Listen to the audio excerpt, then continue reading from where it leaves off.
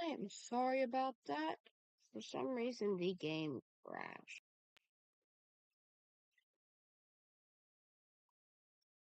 Oh, come on.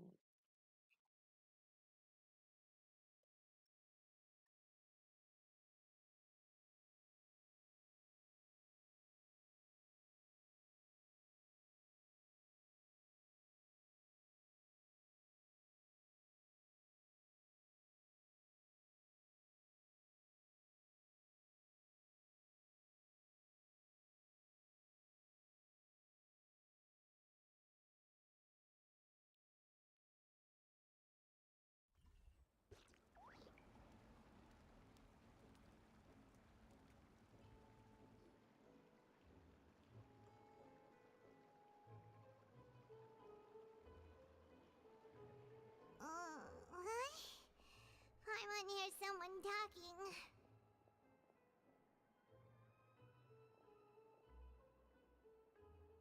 This is working, right? Well, let's... Why the hell won't it show up? There it goes.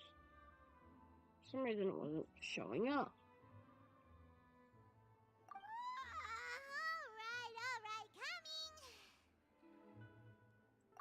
Hey, it's you who's getting lazy, okay? Well, I see I've walked in on some lively banter. Luna! Fine, just fine. I went to take part in that Steambird panel. It turned out to be more interesting than I expected. Not all Fontainians are pessimistic about this. One journalist mentioned that sitting around and waiting for the end to come would be wrong, and that they should make their own rescue preparations. I agreed, so we had a brief chat with her. Did she have pink hair by any chance? Why, yes, it was Charlotte. I assume you've heard of her, no? That daredevil journalist? I'm in full support of her view. Prophecies are very important, but how can people allow their lives to be commandeered by just a few words? That's right! Paimon's glad to hear something sensible for once. Ah, yes. About what we had discussed before. I did try, but I'm afraid I couldn't reach the old hag. I'll try again tonight, but I wouldn't get your hopes up. Huh?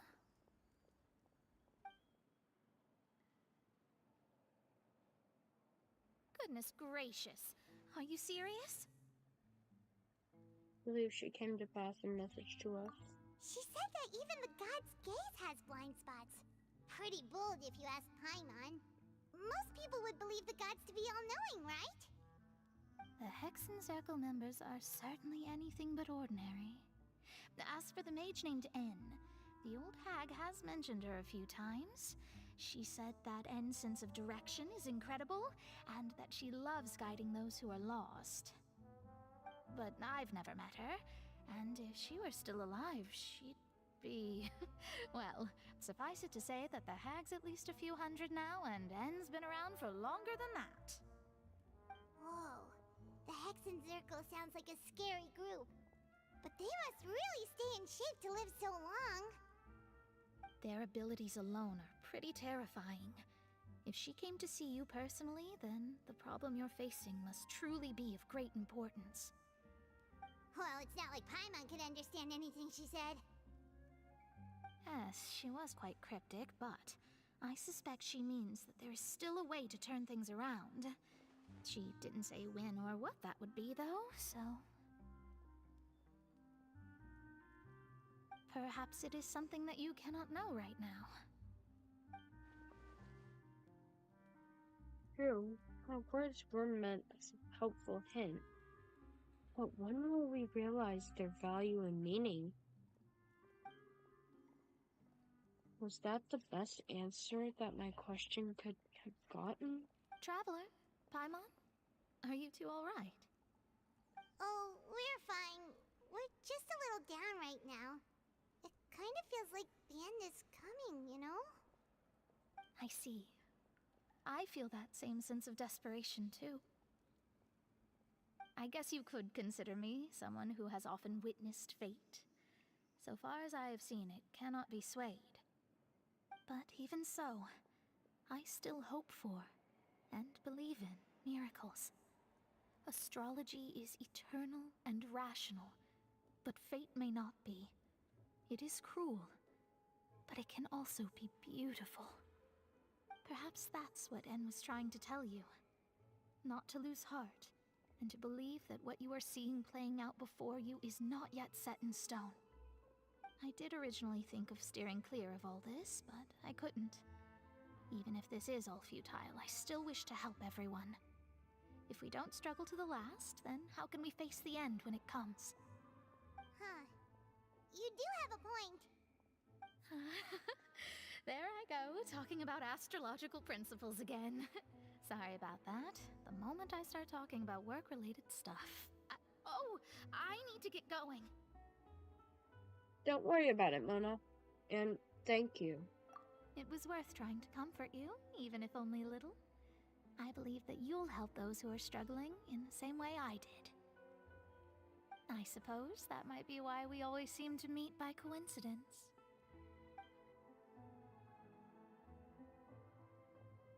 Paimon feels kinda moved by what Mona said, but also kinda sad too.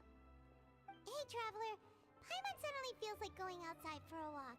Let's go.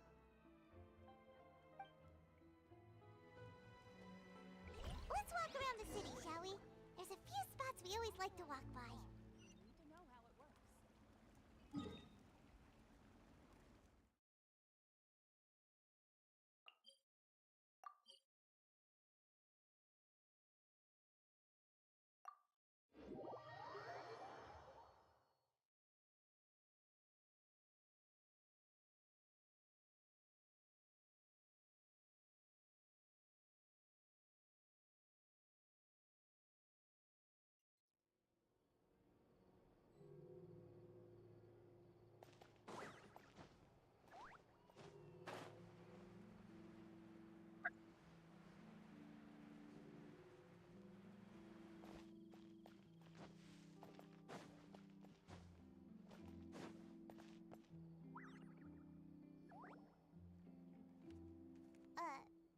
Huh?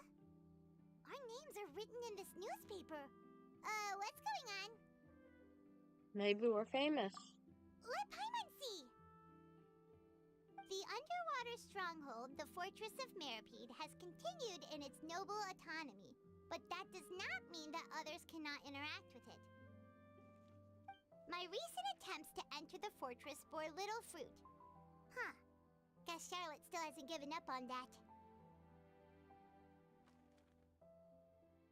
Thus, did an Outlander friend become the focus of this report? A blind adventurer with their white fairy, legends trailing in their wake. It is said that this mysterious traveler once visited the underwater fortress. So while the fortress's interior remains a mystery behind closed doors, do not fear, for the tales of the traveler contain surprises in spades. Journalist Charlotte's biggest scoop yet, the Traveler's Trail, World Walker. Huh. Charlotte took so many awesome photos of us and we never even noticed her. She hasn't been able to get a hold of anything at the fortress, so since we're easier to find, she's using us as the subject matter instead? That sure seems to be the case. Ugh, seriously? Well, fine. Those headlines and photos do look cool, so Paimon will forgive her this time. We're here!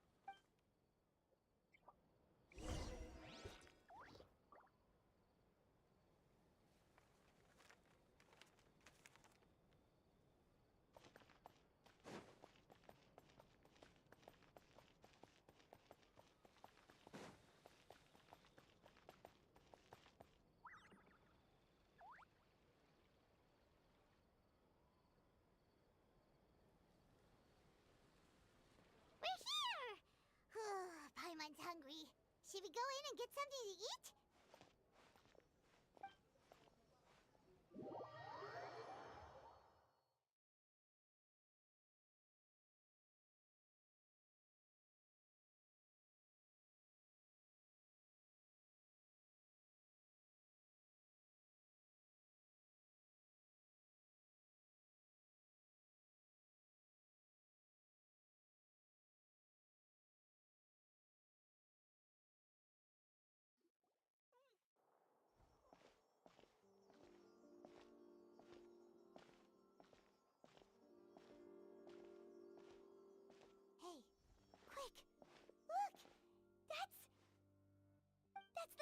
edition, only 16 slices a day cake! Has it sold out for the day? It was so delicious the last time we tried it. Despite the tense situation we were in, let's give it another go. I'm sure it'll be great. We can't let anyone get ahead of us. 1 slice of cake, please. Someone showed up after all. Oh, wait, you're the one from the Palais Mermonia. Oh, are you here to buy cake too? It seems Monsieur Nervalette was right. You really can eat. Wait, did he really say something like that? That's right. Even he has his own preferences when it comes to food. As for me, I love the cake and coffee here. Do you come here often?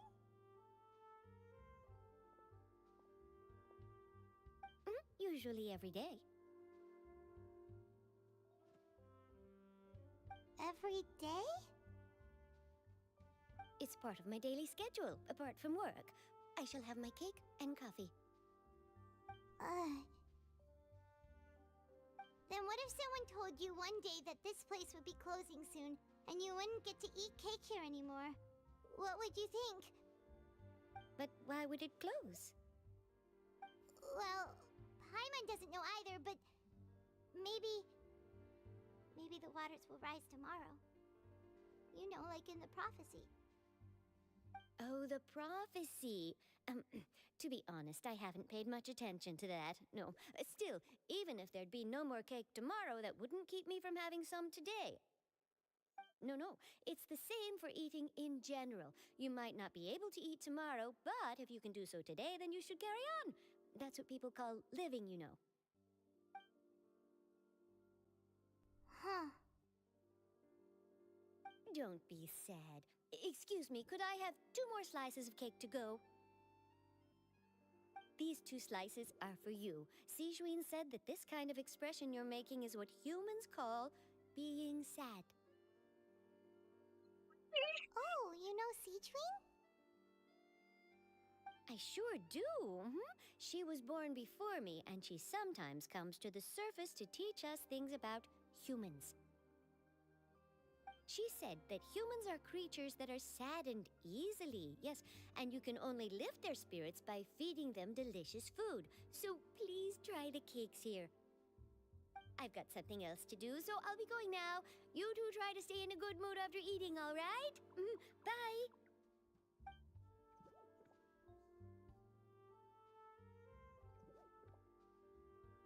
And there she goes. All right, let's dig in. I'm sure this cake will be delicious.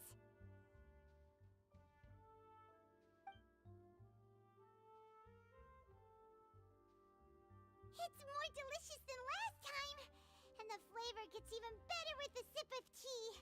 It sure would be nice if we could come again tomorrow. Sure would be nice if we could always eat delicious food here.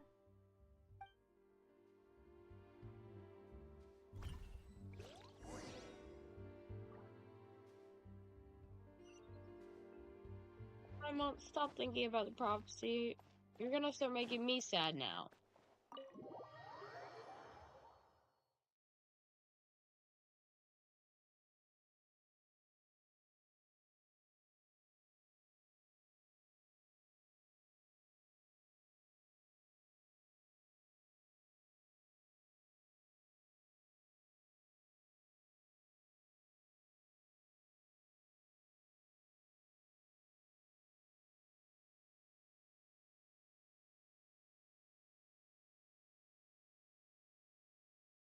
Oh, we're near the Steambird office.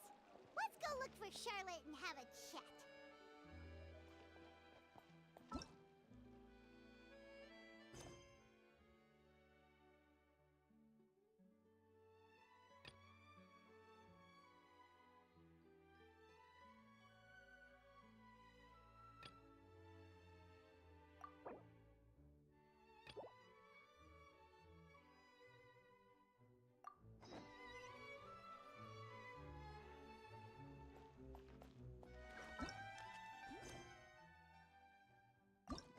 Stupid quest. 'Cause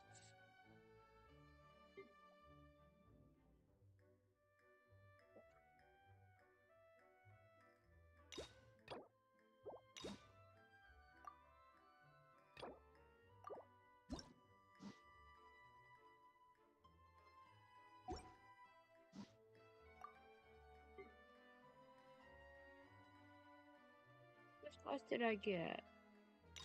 Nuvalet and Ryle! Let's go! They don't have father, but that's understandable. No Scuffier. No Siege Rain. No Quarend. No Farina.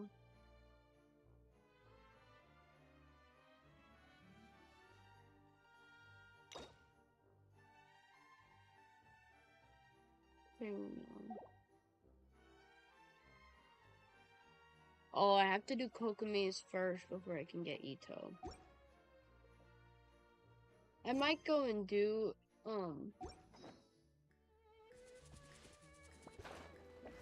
a Hytham story quest.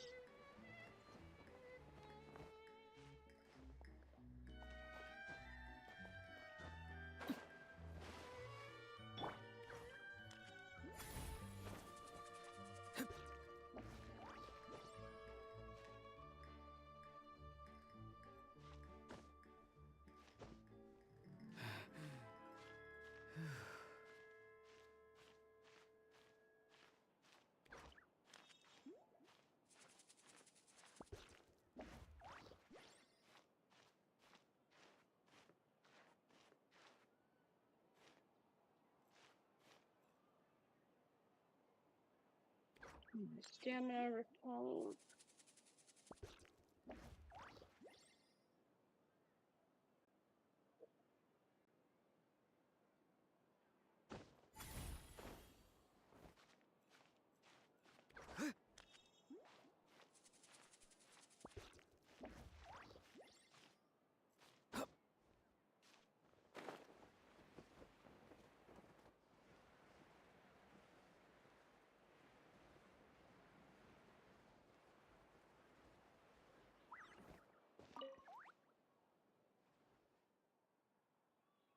Really spectacular weather today, no? Yes, truly. Quite comfortable. If only the weather was this cooperative every workday, I should be quite merry indeed. And speaking of work, my dear, you are here to interview for the troubleshooter position advertised in our Tales of Humanity section, are you not? Troubleshooter? Yes, I know. The name troubleshooter is simply to gosh, And unbecoming the standards of a publication such as ours. yes, Ethan has substantial room for growth when it comes to coining new words. Putting that aside for the moment, would you like to know how I was able to correctly assertion that you were here for the job and not seeking to ask for help in our Tales of Humanity section? Observation. Every citizen who comes to the Steambird seeking help appears anxious and jittery, but your steps are relaxed, your expression calm. Oh, those who are fortunate are all the same. Those who fall victim to misfortune all have their own woes. But you needn't worry. Those who seek assistance from others via Tales of Humanity haven't run into any serious trouble, so it shouldn't be hard to handle. Have a look at this batch of commissions.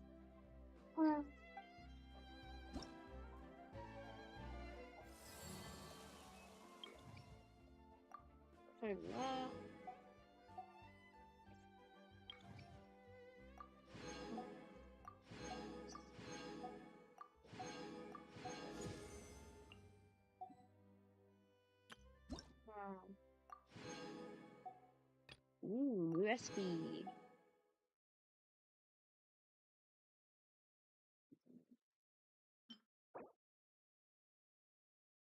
Which one's the library?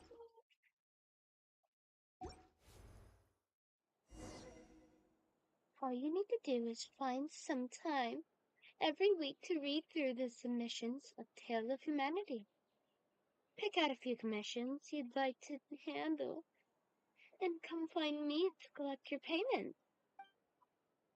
Some commissions are so drop-dead simple, you wouldn't believe it. But you shouldn't underestimate the value of your work. For us, the problems in their submissions may appear to be easy and insignificant. But for the readers submitting their problems, they are like a splinter under their fingernails, impossible to remove or ignore. If we can help them extract these splinters, then in addition to the monetary rewards, you will also receive the respect and gratitude of the people, and your reputation among the citizenry will increase over time. When that happens, I will give you more complicated and important job. Help everyone to achieve happiness and be a lighthouse illuminating humanity. Such is the calling of our paper. Such are the feelings and aspiration of every publisher. No need for an interview? Interview?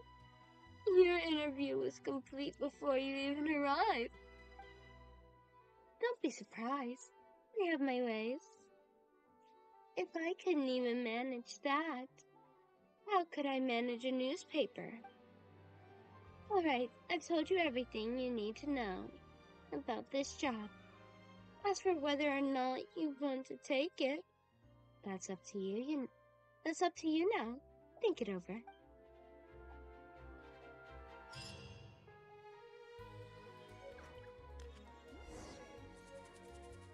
I'm sure that's A so. good newspaper should be a lighthouse of truth.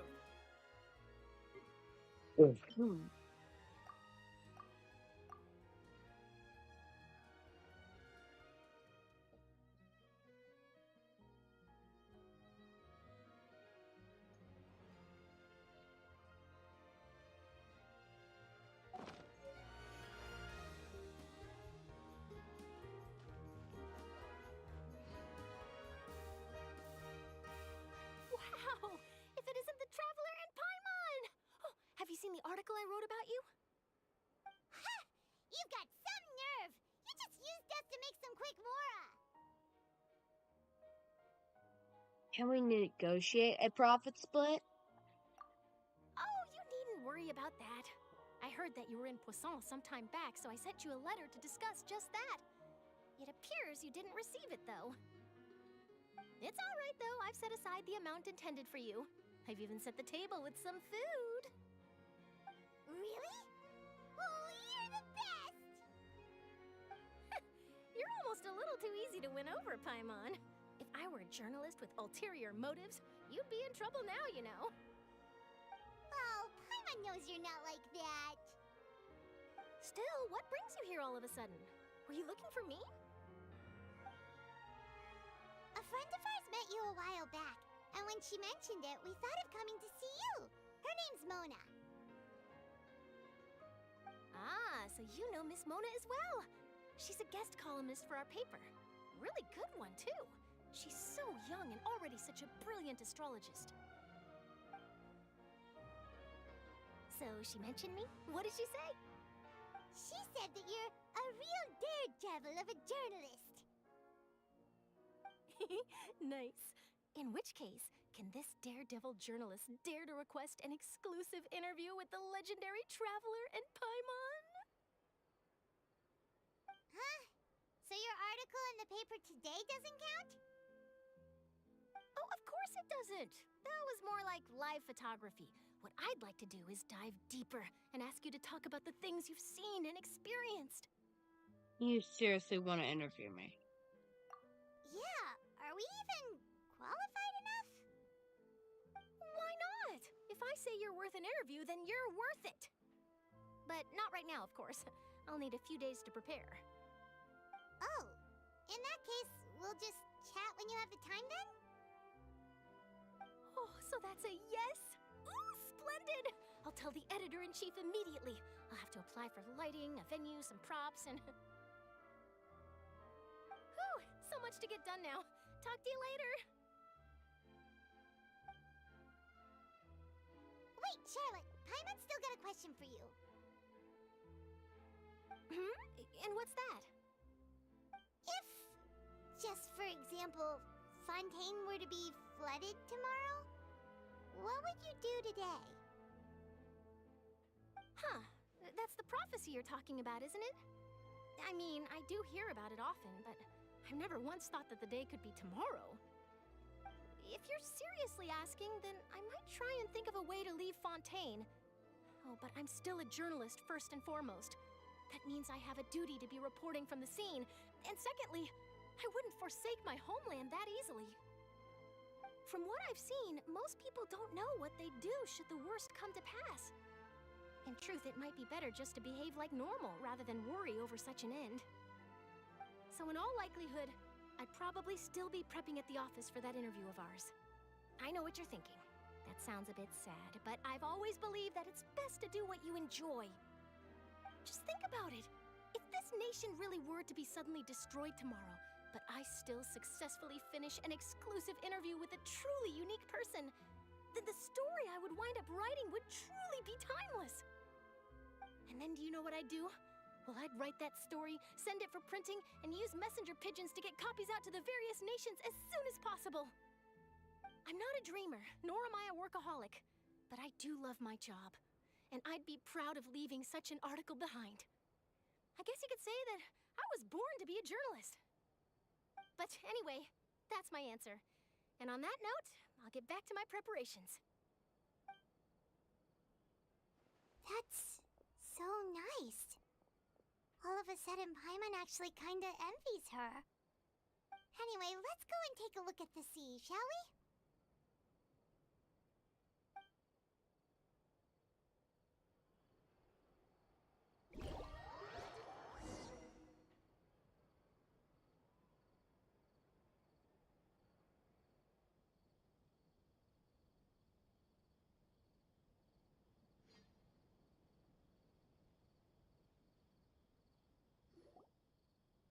The sea breeze and scenery can be a pretty soothing combo, huh?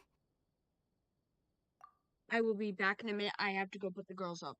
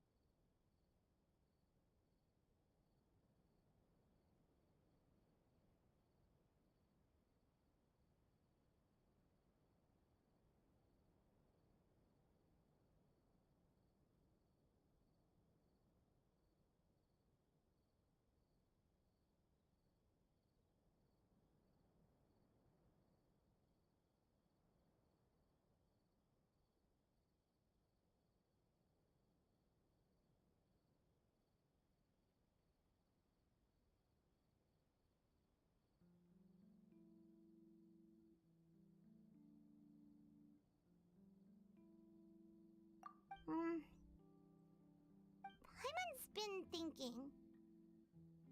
Yes? If it wasn't Fontaine, but all of Tevat that would be destroyed tomorrow, where would we go and what would we do? No, Paimon should ask, if you could choose, what would you like to do? If I could choose, huh? It's just like Charlotte said. Suddenly trying to consider what to do is pointless. We've always been moving to the next destination, so we haven't spent much time thinking about these kinds of things. We didn't have to either, with us always being on the road and whatnot.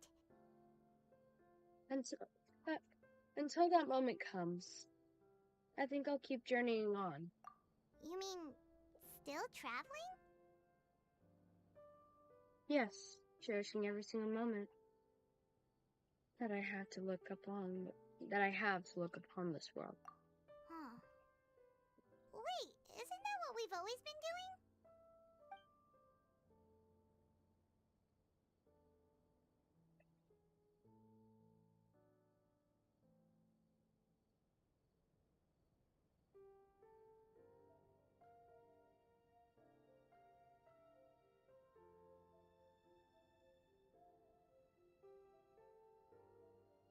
The banter goes back and forth between the two of you as time slips by. As night falls, you return to your accommodations and end this busy day. The next few days are just as calm. Charlotte comes to find you and conducts the interview, and Spina deroutes to the safe house at the Flog Sunday. Navia, having finished her business in Poisson, even drops by to take a photo with two of you. All goes well.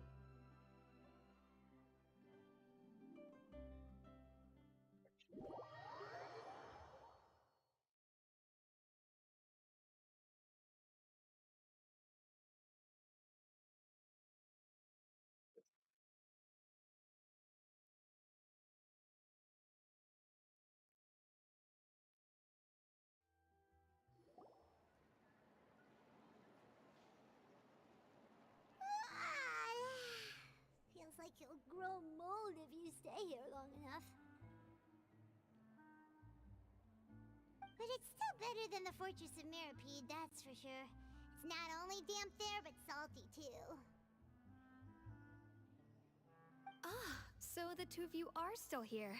Wonderful. Oh, you're from the Palais Mermonia, aren't you?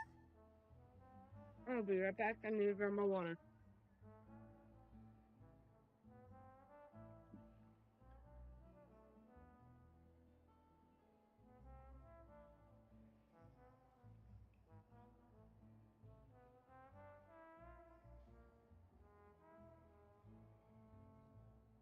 And I got it. Yes, I'm Isadora. Monsieur Nervillat sent me to look for you two before. I heard that afterward you went to the Fortress of Meropide.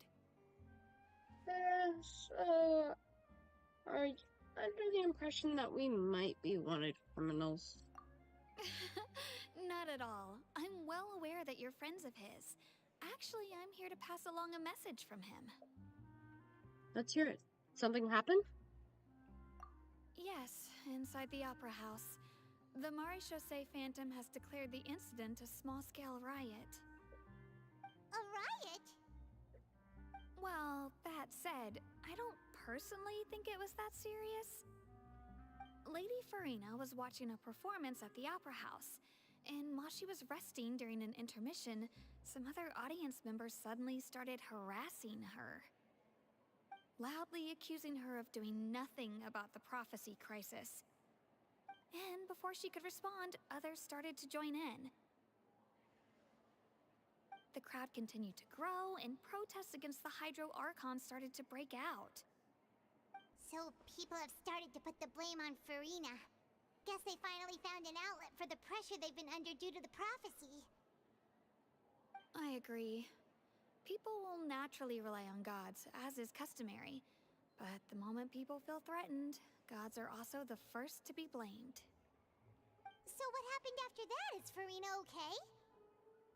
Seeing that the situation was spiraling out of control and that further argument was pointless, she claimed that she'd gotten tired of this and left in a hurry. The Marechaussee Phantom had their hands full maintaining order and did not catch where Lady Farina had gone. Only when things had stabilized did we realize that she had gone missing. So, you mean she's still missing? That's right. The Marechaussee has dispatched many people to search for her, but we don't have any leads yet. That said, I don't think there's much to worry about. She is a god after all. Even if she were to fall into the hands of rioters, what could ordinary people do to her? I understand the situation. Good. Monsieur Nervillet sent me to tell you about the situation, but he didn't say anything else. Don't worry, this is more than enough to go on. Thanks for keeping us informed. Ah, is that so? Well, all right then. In that case, you two take care. I'll be heading back to the palais now.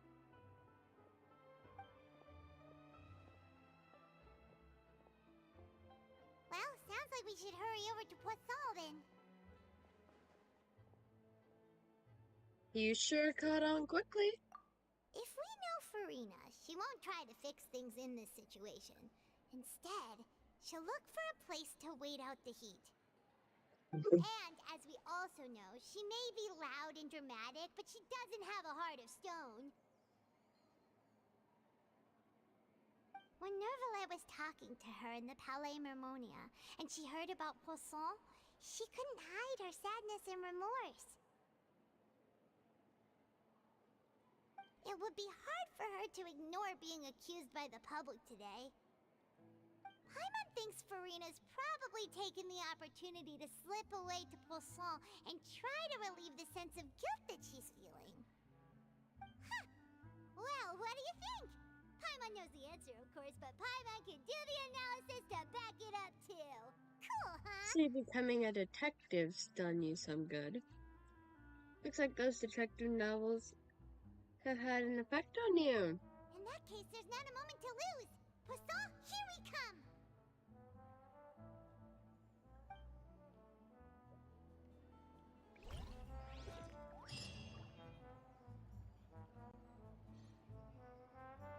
We must find Farina!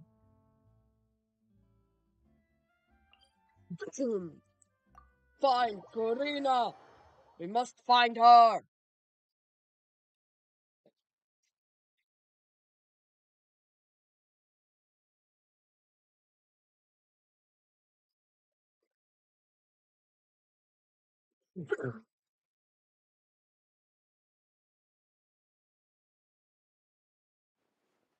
This place looks deserted. Guess all the survivors must have evacuated already. All that's left here are signs of devastation. Could Farina really be here? Let's try to find her as soon as possible.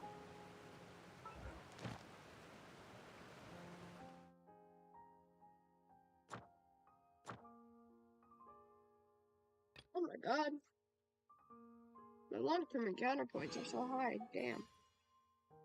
So after we finish Fontaine, we finally get to go to Natland. And for anybody who's been here for a while, you would know that I basically am obsessed with Natland. Because I will even go and show you all my exploration levels in Natland.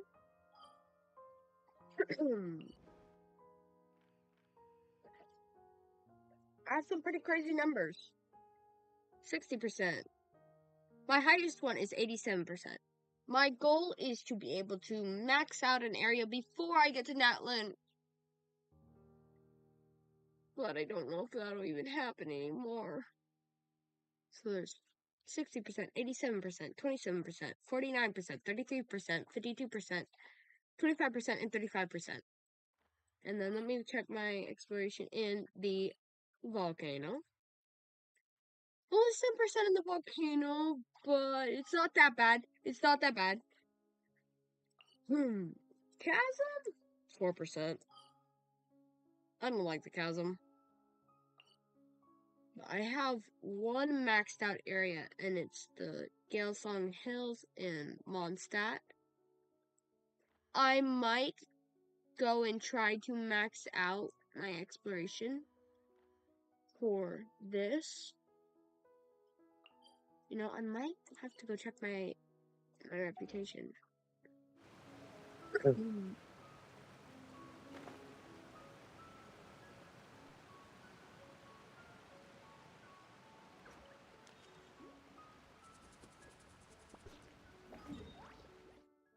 Oops, wrong thing.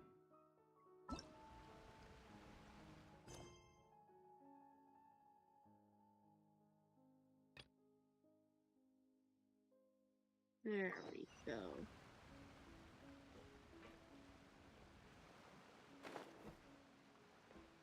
Farina has been found.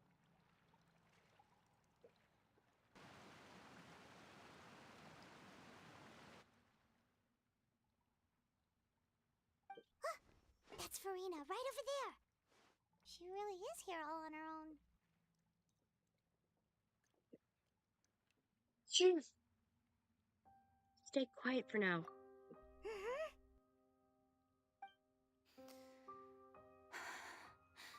Should I just give up?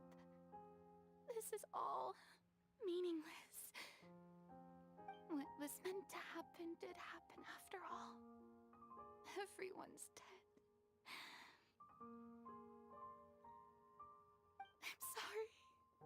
I am so sorry.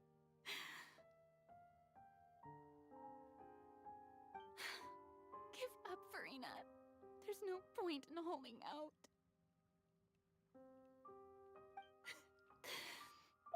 So?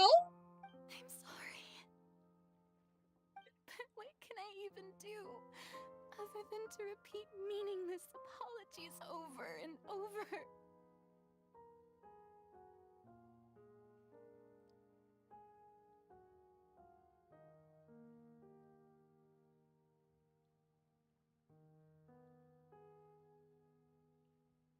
Give me one sec.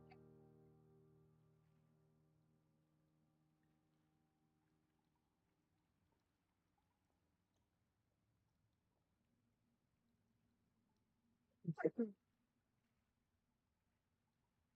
my god. Farina! Who's that? Don't worry, Farina, it's just us.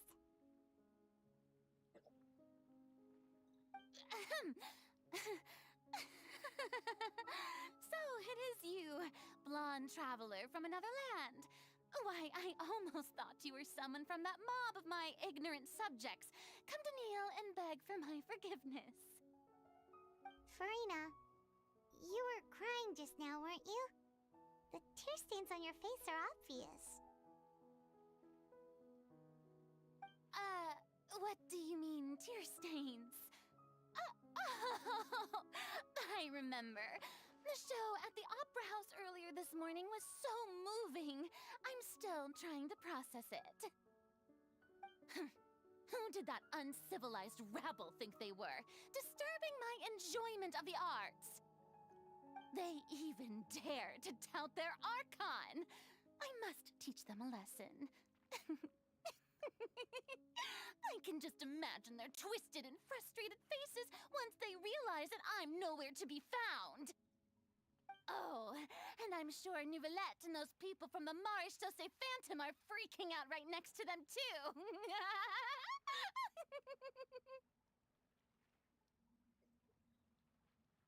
Stop trying to act tough, Farina. You're actually beyond devastated right now, aren't you? Of course not. Hey, there she is! The Hydro Archon's over there! Quick, after her!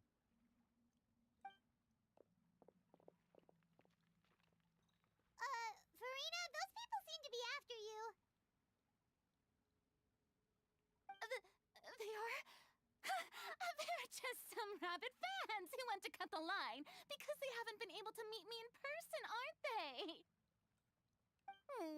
That's against the rules. I can't let them get their way.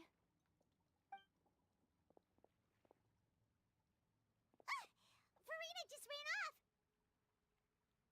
Quick, we have to catch up with her!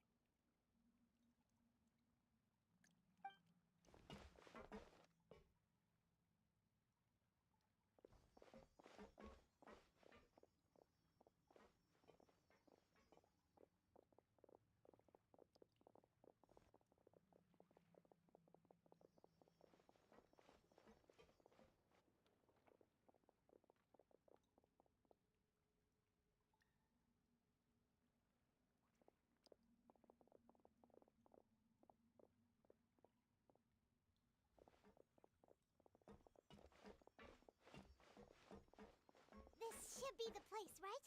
Hey, Farina! There's a good hiding spot over here. Quick, come to Paimon before the rest of them catch up to you. What? What is this place? Hurry, they're almost here.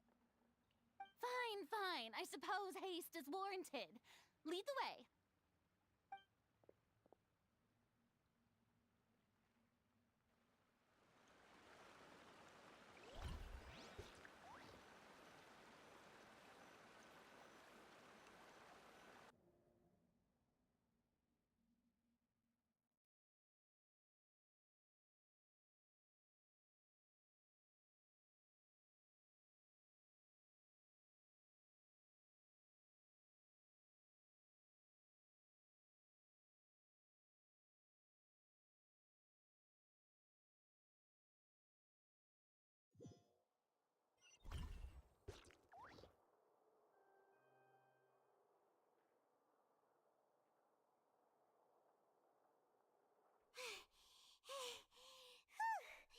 Paimon's exhausted.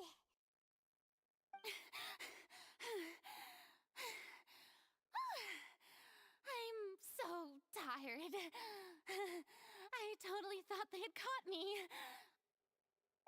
No, I merely gave in to the sheer enthusiasm they displayed. This place is not what I'd call soundproof. You might want to lower your voice and stay hidden. You're right. Yep, that's a good girl. Oh, What's happening? The ground's shaking. Is it another an earthquake? another disaster just struck, I suspect. Yeah, a quake of this kind preceded the flooding in Poisson, didn't it? It can't be. It's happening again. Well, there's no need to worry too much about that. Novelette's made some emergency plans, so the evacuation should go a lot smoother this time. Yeah, I hope you're right. But the people of Poisson, they've already...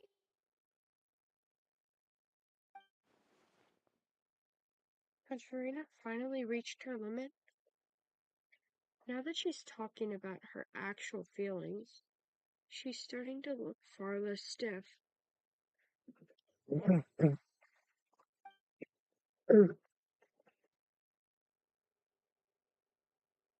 It's true. I've been investigating the prophecy for hundreds of years. I once had informants all over Tevat, searching for clues and feeding information back to me. I've tried all kinds of ways, too, to hold back the sea. Anything to keep the coastline from advancing. But all my efforts proved to be futile in the end. Really, the truth has been clear to me for a very long time. We cannot make an enemy of the divine. No matter what we do, the will of the heavenly principles will have its way, and the prophecy shall be fulfilled. But even then, you still haven't given up, right? Give up. I do love the sound of that phrase. It would mean finally coming to terms with fate, but but also for me to finally be free. That would also mean that all hope would disappear. Indeed. I've thought about giving up so many times, especially after we almost lost Poisson. Fate is really unreasonable, isn't it? It has no heart and obeys no rules. The prophecy has only just started to come true, and so many people have already lost their lives. But just now, it all became clear to me. I still don't have the right to come to terms with fate on behalf of everyone else. As long as the final moment hasn't come, it's still not too late. Don't worry. I will keep hope alive for everyone until the very end. Well, that's enough for now. I got the impulse to play the stricken maiden, but honestly, considering my rank and station, that wasn't a good fit at all. Don't take any of what I just said seriously. How could I possibly let Fontaine fall to the whims of trivial prophecy? Come on! Paimon could have sworn you were actually being honest just now. We're running out of time. We can't just go back to square one like this. I have to get more information out of her. Farina, you might not have to shoulder this burden alone. Although I don't know what you might be keeping from everyone, your people are more than willing to share your burden with you. Share my burden. That's impossible. It was fated right from the start that this would be my duty alone. But even if your burden doesn't need to be shared, you can still choose to confide in someone. Just share it with me. I'm what you'd call a witness. A witness? Yes, I've heard that you came to Tevat from beyond the stars, yes. In other words, you never belonged here. And if Tevat is, in its entirety, a show on a stage, then you're just a spectator, aren't you? If that's the case... There's no time left. Please, Karina, just spit it out!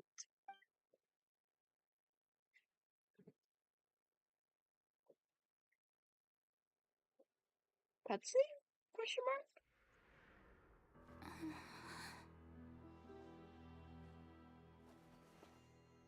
I...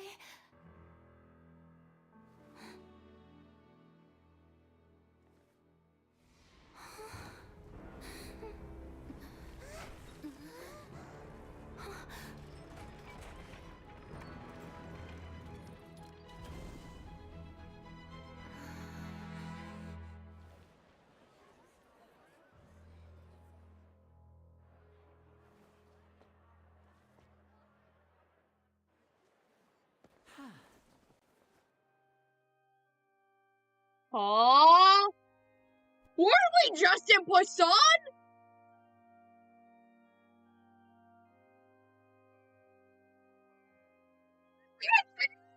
Out! Ladies and gentlemen, this concludes my opening performance. Now, without further ado, we may proceed to the trial of our god. The fuck? So, this is what it is. Yes, you deserve praise for the effort you took to raise the dramatic stakes. Do not forget, however, that I am Focalor, the god of justice, the embodiment of justice itself. Does it not strike you as even the least bit absurd to bring the very concept of justice to trial? May I interpret these words as your refusal to stand trial? In that case, You will have the opportunity to defend your honor through a duel. Big. You would draw your blade against a god?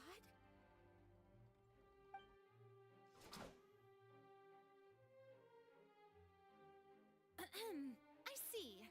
It seems like you have made up your mind.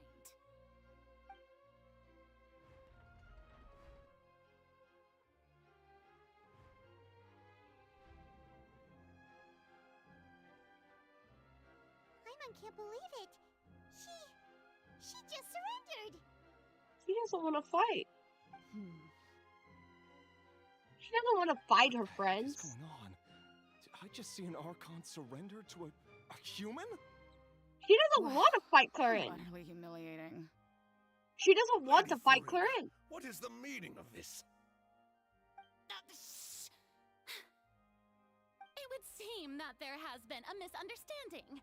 To be clear, the raising of both hands is not always an indication of surrender. Looking for excuses again, huh? I raised my hands just now to indicate my acceptance of the trial. No duel shall be necessary. I will admit that I've been running away for a long time. I'm sorry, everyone. I was unable to protect the people of Poisson. It is my duty to stand trial for my crimes. No! Farina!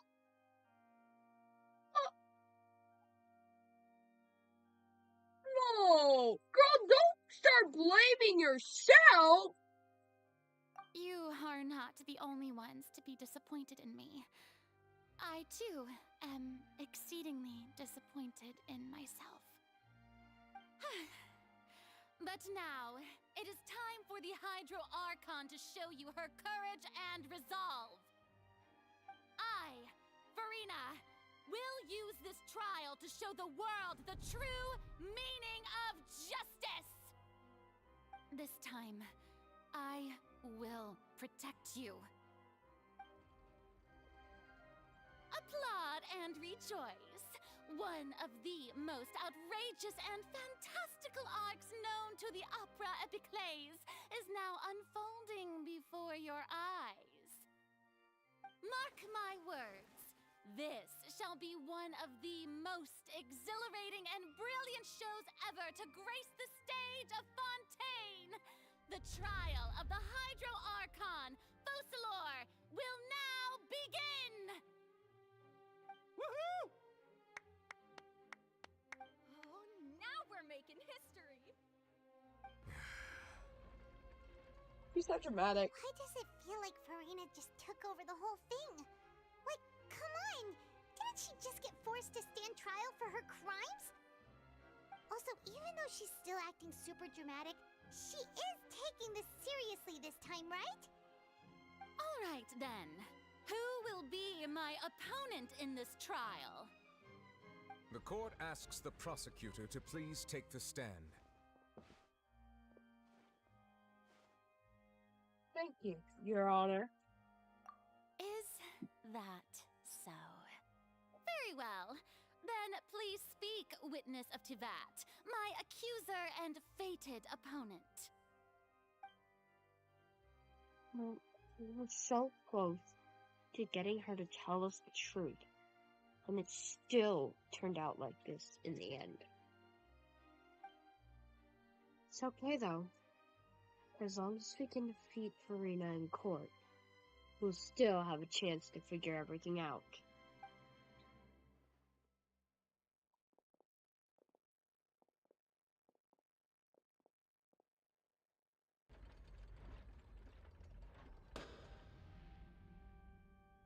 Also, please allow me to ask, as a final question before the trial begins. Just how much work did you do to force me onto this stage? Well, we did do a lot of prep after the meeting that day.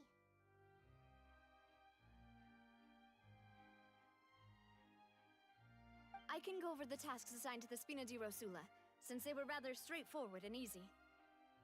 Navia, the president of the Spina di Rosula. Most of the people who participated in the disturbance this morning were my subordinates.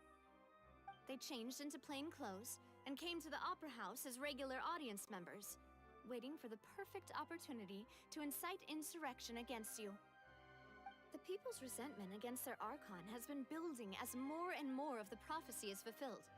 A spark was all we needed to turn smoldering anger into a flame.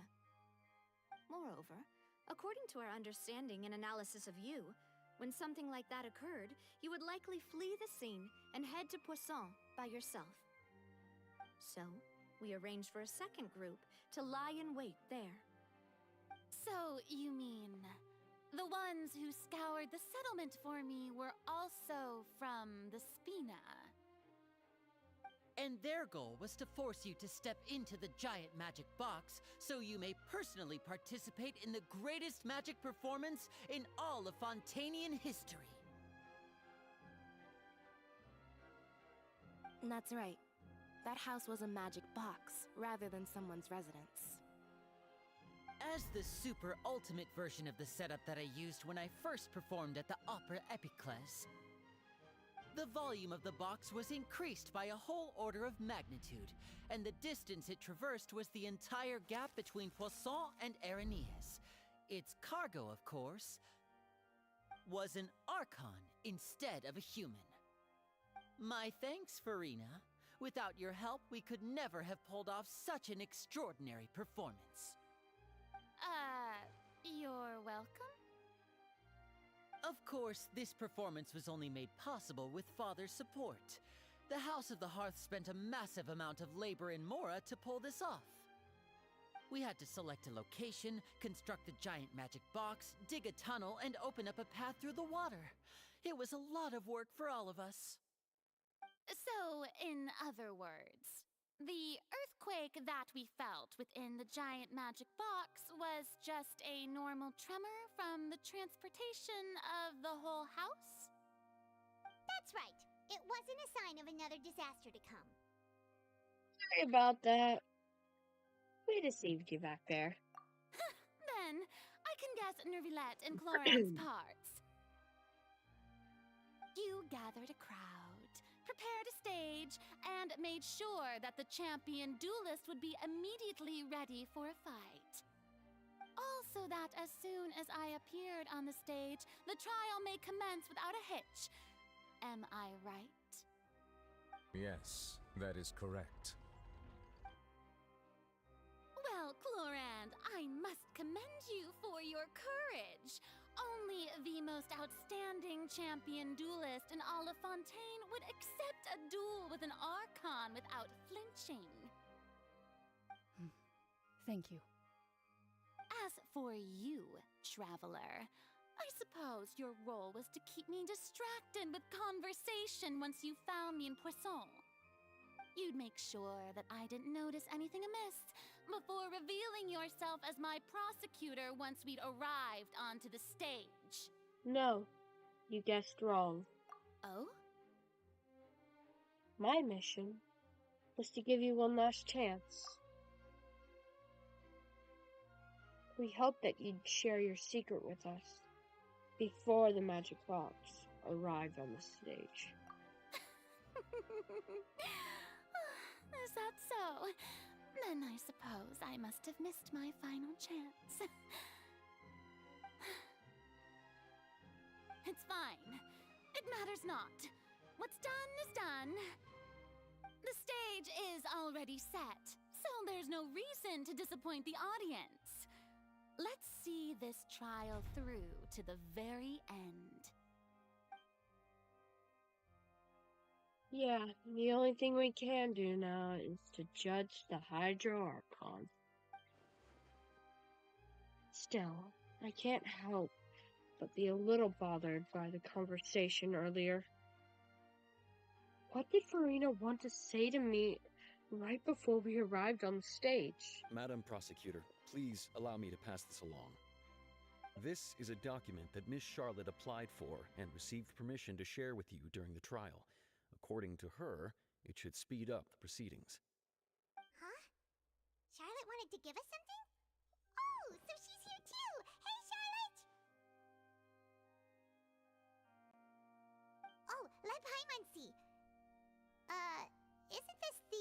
exclusive interview that she did with us before?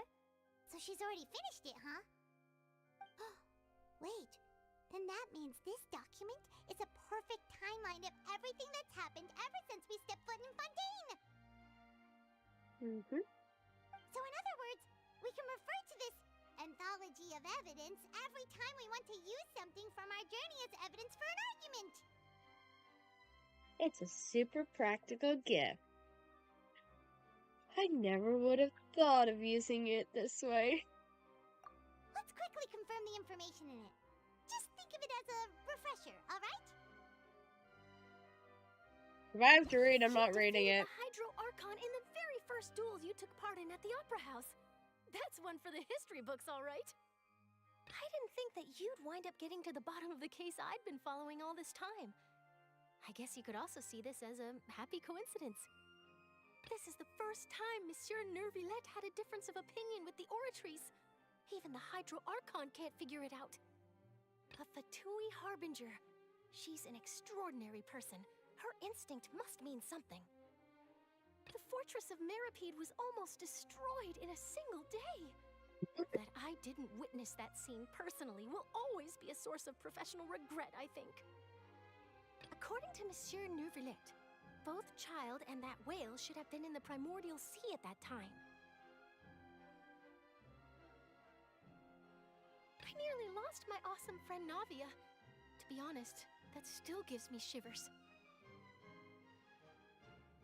The words of someone as extraordinary as a witch can probably only be truly understood when something surreal happens to you. Yeah, that's everything.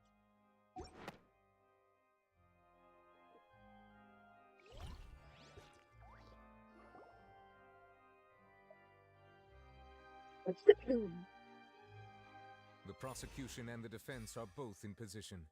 The trial shall now begin. Oh, come on, Nervillette. There's no need to repeat all the unimportant legalese. Just fast forward to the part where the prosecution lays out my offenses. As the defendant and the lead actress of this performance, I still haven't even been informed of my supposed guilt in all of this. Of course, it is only natural for humans to struggle to understand the actions of a god. However, you will need more than that to convict me of a crime. Drama queen. That's true, but my charge here is unrelated to your conduct as an Archon. Instead, I would like to charge you as a fraud, who's never been the Archon in the first place. Wait, what was that? Lady Farina's a fraud? No way! Give me one sec.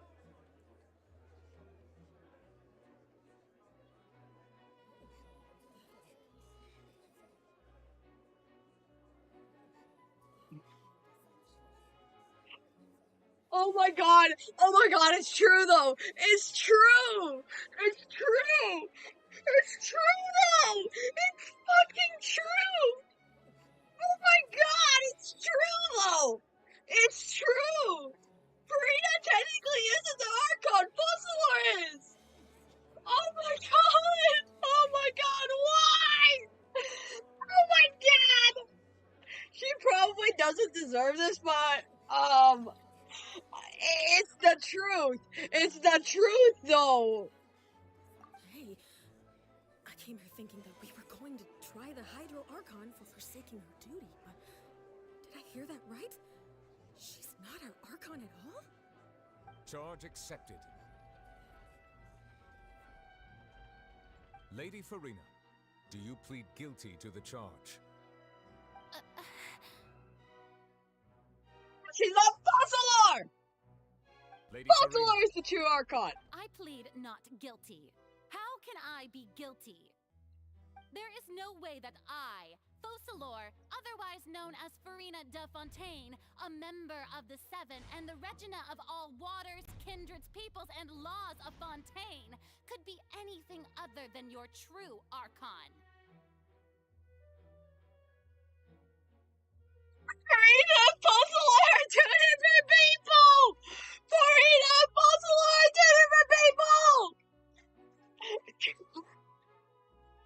Go on. My friend is just texting me Farina's laugh now. Yeah. Why? Even though Lady Farina can be rather eccentric, isn't it going too far to doubt her very identity? Yeah, I've never questioned her identity either.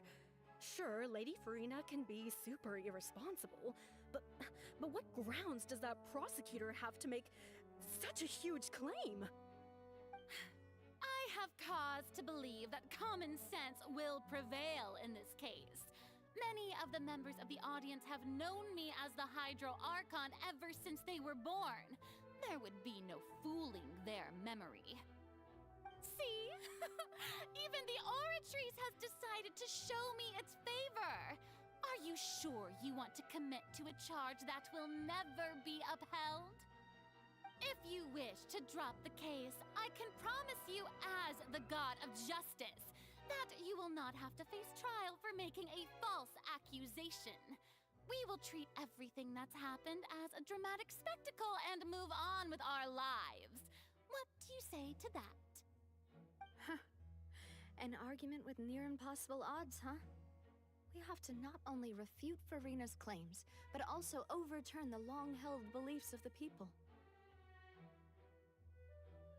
The people only see you as their Archon, because that's their long-held belief. Well, I tried to give you the chance to surrender. If you must persist, then let me ask. If you believe I'm not the Archon, then what manner of being do you think I am? And if I was not the Archon, then how did I manage to live for over 500 years? I have to think carefully. What do we know to be special about Farina exactly? It could be that she's like Scara? I don't know. Maybe like the Raiden? A puppet, maybe? Who knows?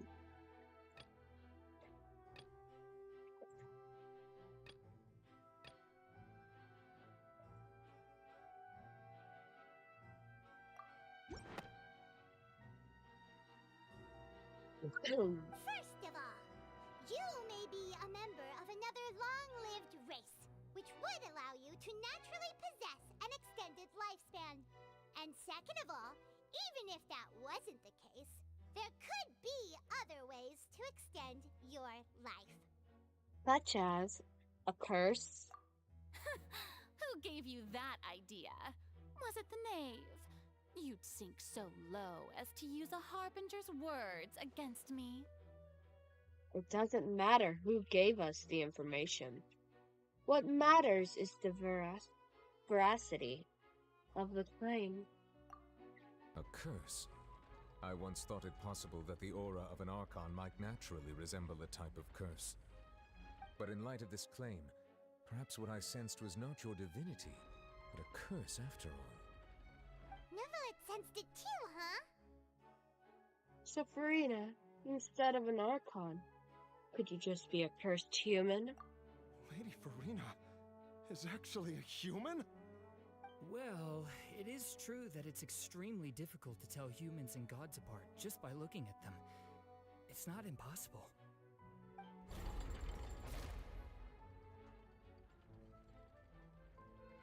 Well, don't start celebrating too early now. Even if I have been carrying a curse like you said, how does that prove that I am merely a human being? Besides, everyone knows that the main difference between a human and a god is the possession of authority. Gods can do what humans cannot. That's why they're worshipped as gods. For centuries, manifestations of my authority have served the nation of Fontaine. One need only to turn their eyes towards the Oratrice Mécanique d'Analyse Cardinal in this very opera house, or consider the endemnitium that is used in every aspect of life. I don't know why, but I'm going to... Out of force of habit, I have to say it. The Oratrice Mécanique d'Analyse Cardinal. Like the meme for that is hilarious. The meme the meme for the Orchard Mechanic Denelise coming out, that meme is absolutely hilarious. Like, even Numalet's voice actor took a part of this meme. He even took part in the meme. Wait, that one child proved the opposite. Farina actually has no control over the Oratrice at all.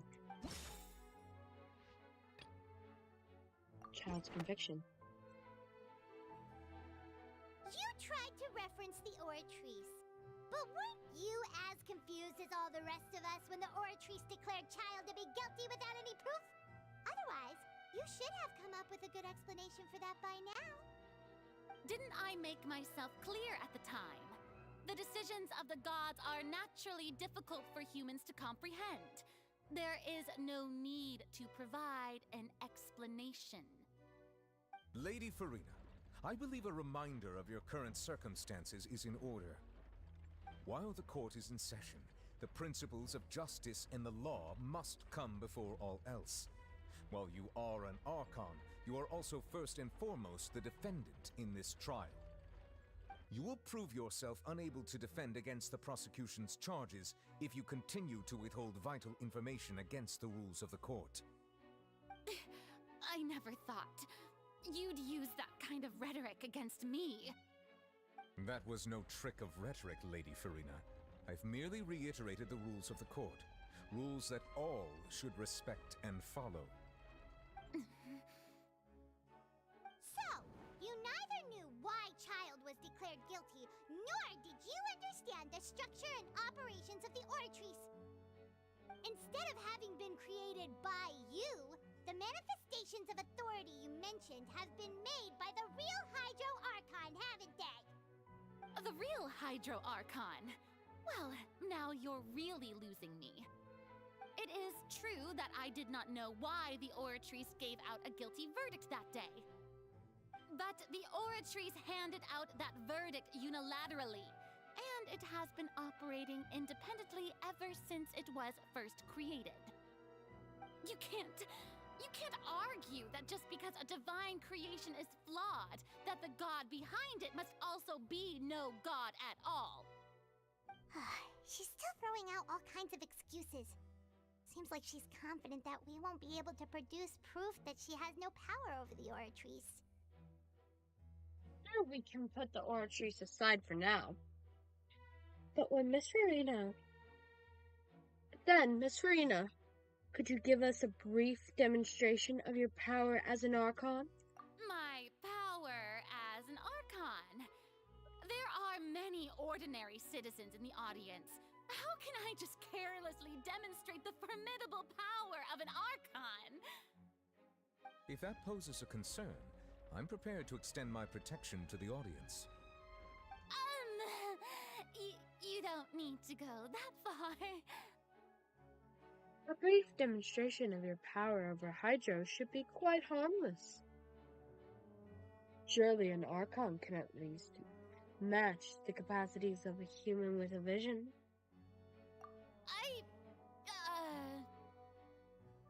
Aren't you the Hydro Archon? Or is it that you can't even wield the power of Hydro, much less the authority of a god? Indemnitium! Yes!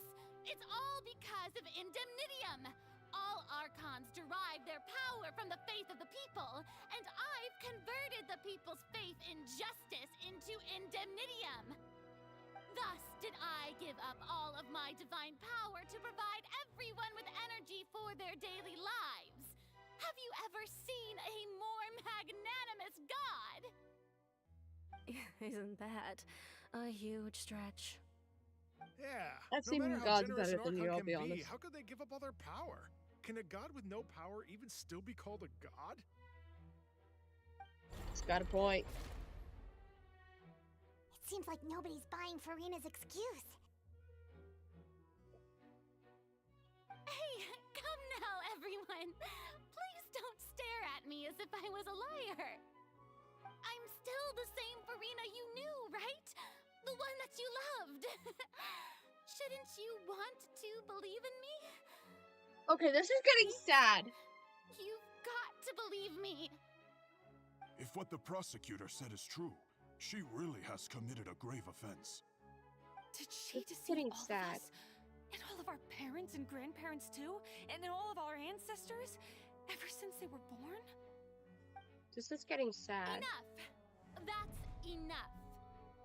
Tell me then, if I'm not the real Hydro Archon, then who is?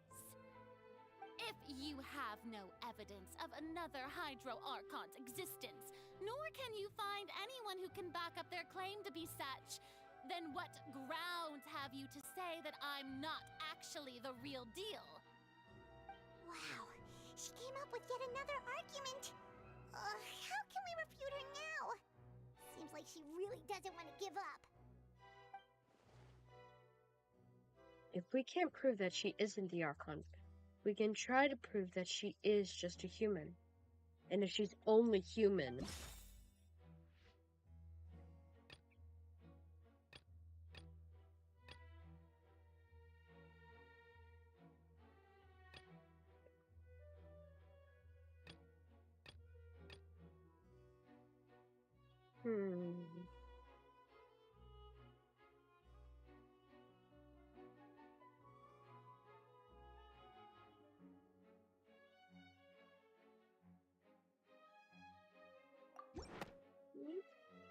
I don't know. This one? That doesn't sound right.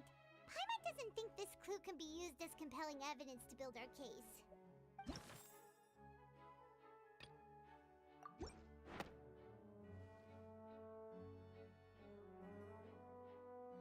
It has been established that all Fontainians can dissolve in water from the primordial sea. And that means... Since you insist on claiming to be a god and not a human, then there's a method that you can use right here and now to eliminate all suspicions of you being the latter. Miss Navia, please apply to serve as a temporary attorney for the prosecution before addressing the court. Though you act in partnership with the prosecutor, you must still adhere to proper procedure. Super sorry, Monsieur Chief Justice. I swear this really will be the last time that I'll speak out of turn. Now, I've brought some seawater from Poisson. As everyone knows, a massive flood struck the area not long ago, taking many lives, including those of some of my closest friends. So, Miss Farina, would you dare to touch some of this seawater? If we are to believe that you are indeed the real Hydro Archon, touching this seawater would have no effect on you. All it should do is strengthen your case. But if you don't dare to touch it, then we would have basically proved the reverse. Oh, and I must remind you that after the disaster at Poisson, nobody wants to see any more people dissolve. I do hope you'll act prudently and choose the simpler path of admitting guilt. Navia from the Spina di Rasula. The Spina has governed Poisson for many years. I guess her suggestion is valid. If Lady Farina is indeed just a human, she's probably Fontainian like all the rest of us. Would she really dare to try?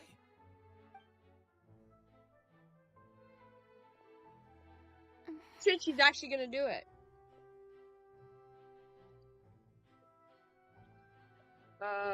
Farina?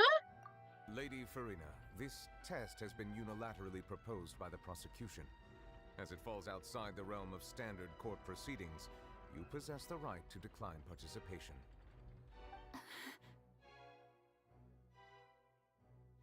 Well, of course he had to tell her that. But refusing to participate is basically the same as a confession of guilt. She's just staring at the water without saying a single word. It really does seem like she's quite terrified of it. That could only mean... What's going on? Is she really planning to... that's not what we thought she would... Due to the inherent risk of the test, Lady Farina, you may...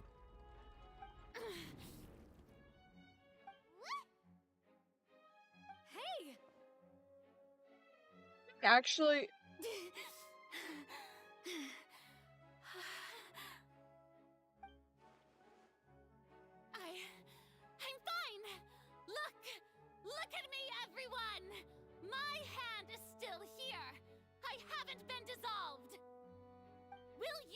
believe me now. I really am your Archon. I'm nothing like a normal human who would fall apart as soon as they touch this water. Really, was this not the most obvious thing in the world? Miss Siegeween? If you're present, Miss Siegeween, please come forward and attend to the defendant. Siegeween? Don't be nervous. It'll just take a few seconds. Let me see. That should be enough. Please announce the results of your evaluation to the court, Miss Siegeween. As everyone doubtlessly saw, Miss Farina was displaying symptoms of hyperventilation and flushed skin. These indicate that she was experiencing the adverse effects of exposure to primordial seawater. The extent to which she was affected is the same as other humans when exposed to primordial seawater of a similar concentration. Thank you, Miss Siegeween. Lady Farina, you may return to the defendant's stand. Oh wait, what did she just say? I didn't get dissolved. Shouldn't that be enough to prove my innocence? Well, considering your tendency to run from your problems, we did originally prepare a direct sample of the seawater around Poisson. However, after extensive discussion, we exchanged it for a sample that is not concentrated enough to dissolve an actual human. After all, on the off chance that something entirely unexpected might occur, we don't want anyone else to lose their life to the sea. Yeah, so out of regard for Farina's life, you secured a low-concentration sample and asked the head nurse to serve as an expert witness. It's a great thing that the direct sample wasn't actually used. Farina could have... I can't believe... you... What's really going on here? Farina can't have known the consequences of touching the water as a human. This is too unlike how she usually acts. Unless it's actually more important for her to keep up her facade and to save her own life. But hadn't she given up on everything a long time ago? Listen to me, everyone. Please don't give me such cold and disdainful looks. What happened just now didn't prove a single thing. Think about it. How can you conclusively prove that an Archon can't also be affected by the primordial seawater? Also, if I was really just a human, why would I dare to just put my hand in that kind of water?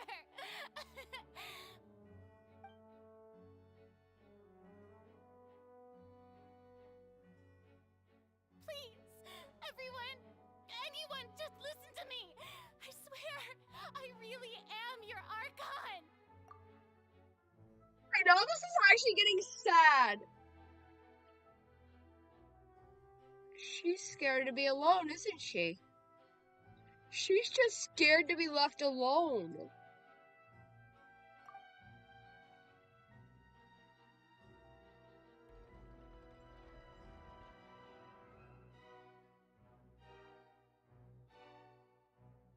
Now I feel bad! I don't think anything she says at this point will sway anyone. The odds are just too stacked against her now. With all the things that have been said, Paimon doesn't think there's any way left for Farina to win. I believe the time for arguments and presentation of evidence has come to an end. If there are no objections, we will move on to the final judgment. This actually makes me want to cry. Farina? I don't think anything she says at this point will sway anyone. She's too stacked against her now.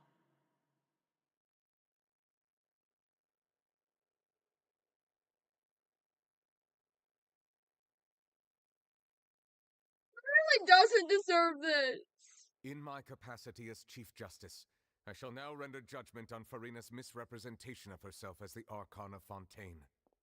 As a human who knowingly deceived her fellow citizens, Farina is guilty.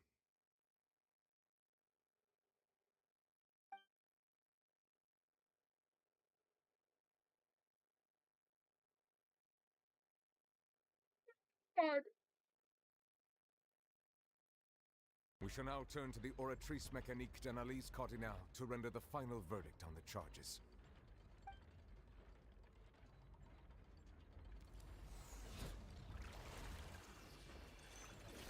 I actually want to cry now. I feel bad. No, I just feel horrible. According to the judgment of the Oratrice Mécanique d'Analyse Cardinale, Farina is... Well, what's wrong? What's the Oratrice's verdict? It can't be. Did the Oratrice declare Farina to be innocent? No. The Oratrice also displays a guilty verdict. Isn't that correct then? However, the exact wording of the verdict is thus. The Hydro Archon, guilty, to be punished via the death sentence. No! The death sentence? No! No! Not the sacrifice! No!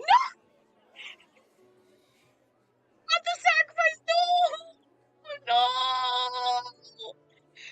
No!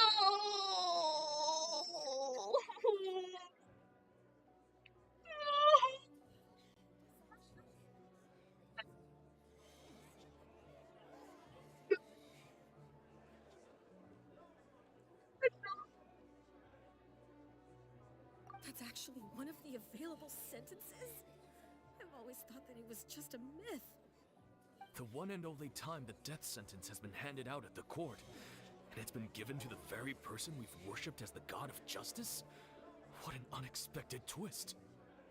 Farina's been sentenced to death by the Oratrice?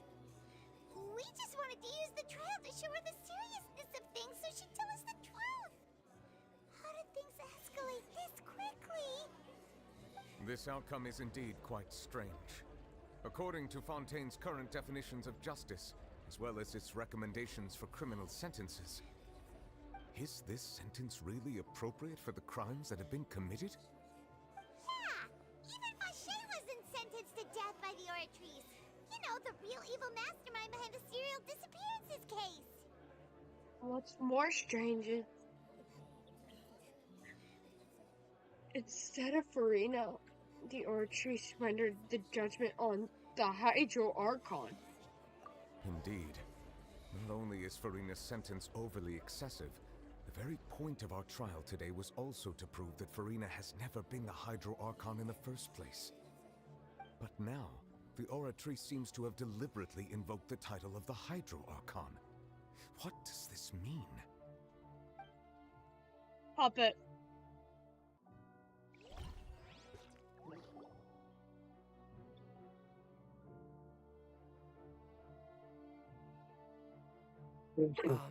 Excuse me, if I may interrupt. Is the trial still going? Fremine! Oh, you finally made it. I assume this means you've completed your mission? Mm-hmm. Any mission Father assigns to me will always be top priority. Aww.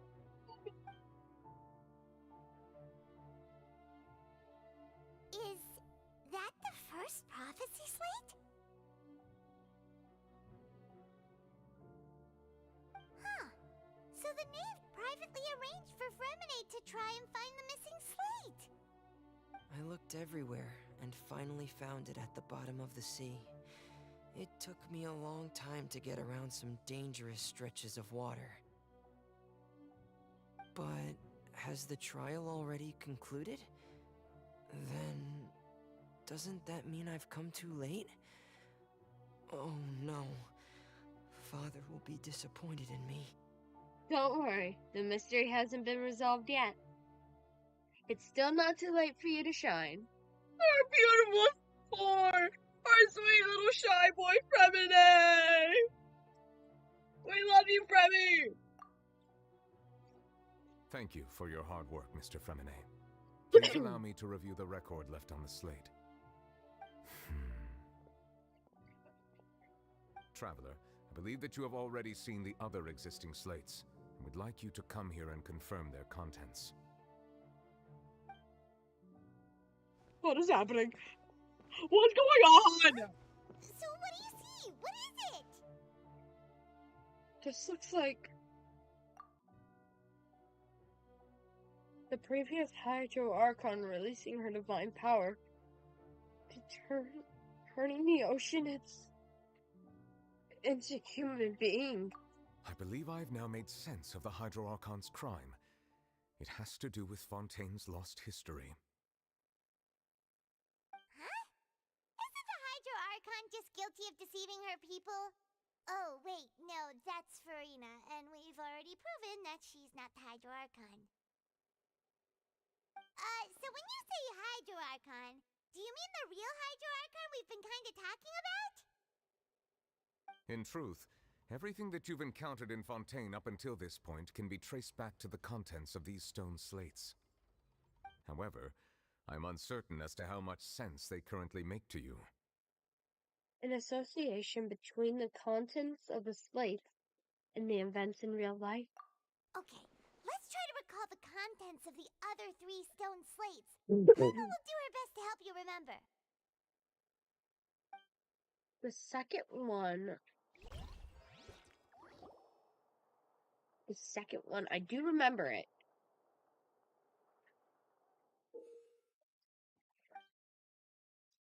I still remember the second one.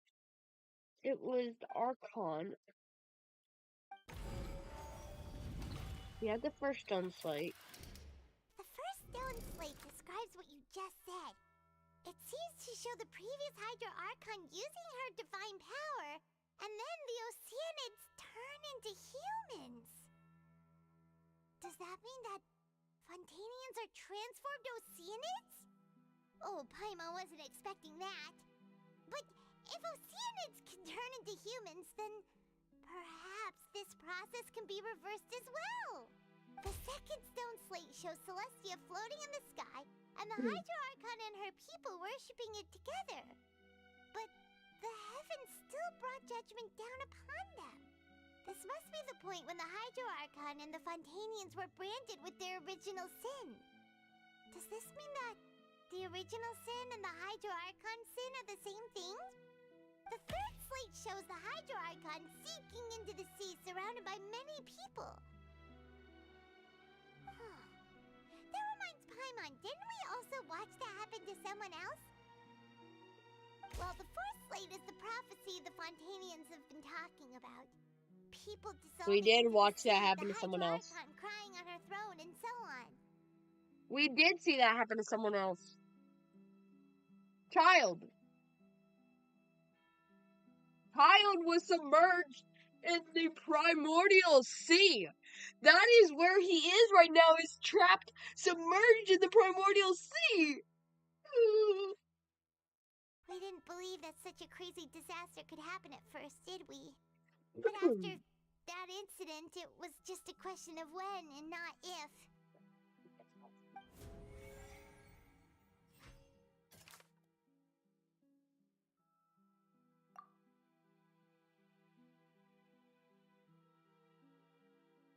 Mache. We know from the case of the serial disappearances of young women that Fontainians can be dissolved in primordial seawater. And the first stone slate tells us that long ago, the Hydro Archon used her power to turn Oceanids into humans. This might be the reason that Fontainians can dissolve.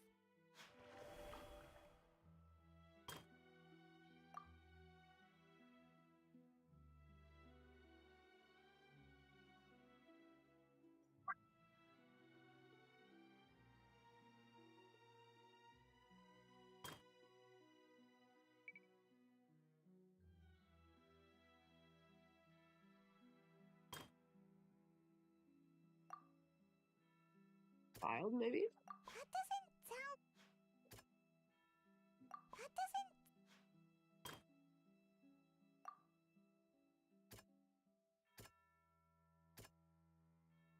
That doesn't... I'm like just trying everything now.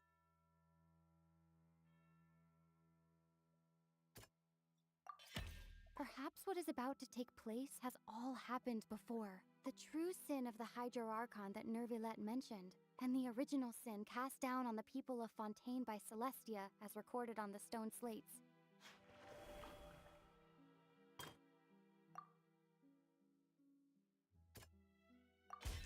It's not as simple as falling into the sea. When Navia fell into the sea, her consciousness was subjected to judgment. The stone slates show the people gathered around the Hydro Archon in the sea.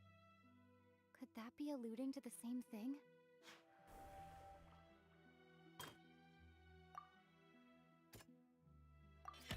The prophecy from the stone slates found its way into society, but not many people believed it at first. The fortress of Meropide was nearly flooded with primordial seawater, which we know can cause Fontainians to dissolve. It seems increasingly likely that the prophecy may come true. If we hadn't dealt with it in time, things could have gone very badly. They'll dissolve into the primordial sea but won't cease to exist. Their essence will flow in the seawater, converge, and take the form of an oceanid.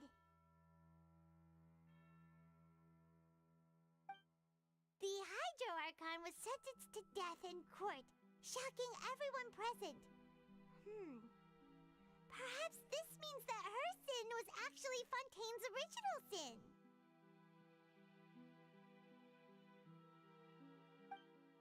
Navia fell into the water inside those ruins, and she nearly dissolved. She was surrounded by the people of Poisson in a court within her consciousness, and was forced to take part in a trial meant to make her stay. The eruption of the primordial sea at the fortress of Meropide was the surest sign that the prophecy was about to come to pass no matter what. The stone slate's contents can all be verified by recent events. If we combine what we know together, loads of truths should come to light.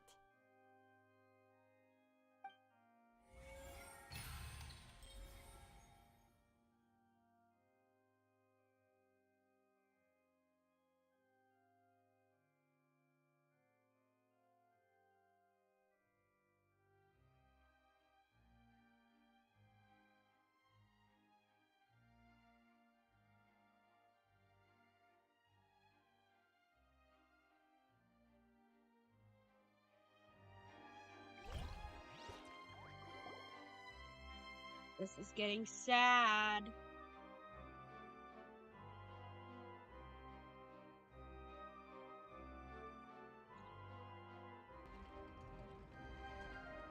Huh? Oh, Paimon gets it now! So that's how you can make sense of it. But then it feels like we're going to have to share some truly shocking revelations. Let's hear them. The first stone slate reveals that Fontainians are not real humans. Incredible! Linny, did you hear that? We're not real humans.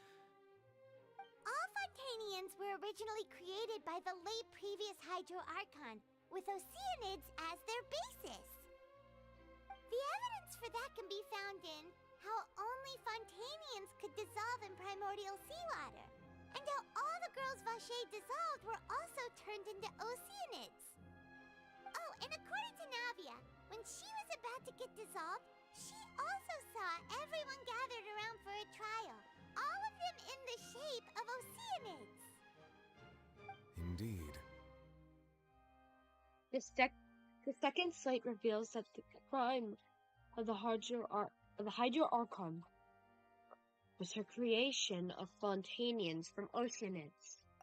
Yeah, and it follows from the content of the first slate that she probably angered Celestia by creating humans without prior permission. That could also explain why the Oratrice judged the Hydro Archon to be guilty. It's to account for that ancient sin. The Hydro Archon's true sin was creating us? And yet, after many hundreds of years, the Hydro Archon's creations have turned around to try to judge the Archon within the Opera Epiclese. The twists of history are often the most unexpected of all. As for this third slate, I'm so convinced that it should come after the fourth slate. Yeah, isn't the image here just like when Navia fell into the sea? So wouldn't it be trying to show the image of the Hydro Archon also falling into the sea once the prophecy has been fulfilled in the fourth slate? The fourth slate depicts the fulfillment of the prophecy, as it's already widely known.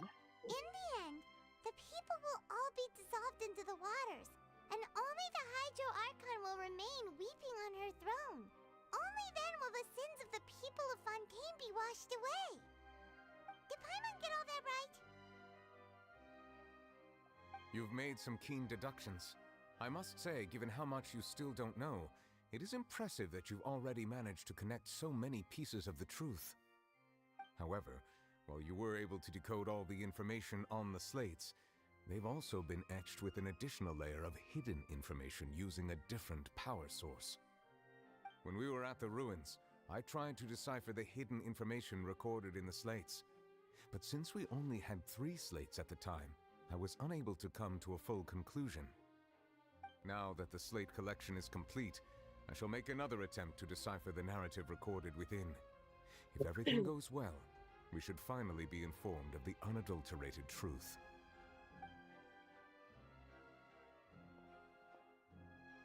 This is entertaining.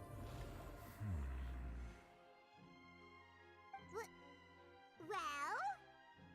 Did you get it? I believe I should share this truth not only with you, but with all the people of Fontaine as well. I will try to briefly summarize it for you.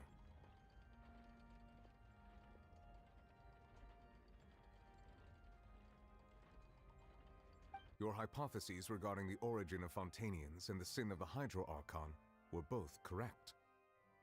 In the Fontaine of old, the previous Hydro Archon sensed the yearning of her Oceanid familiars for life on land.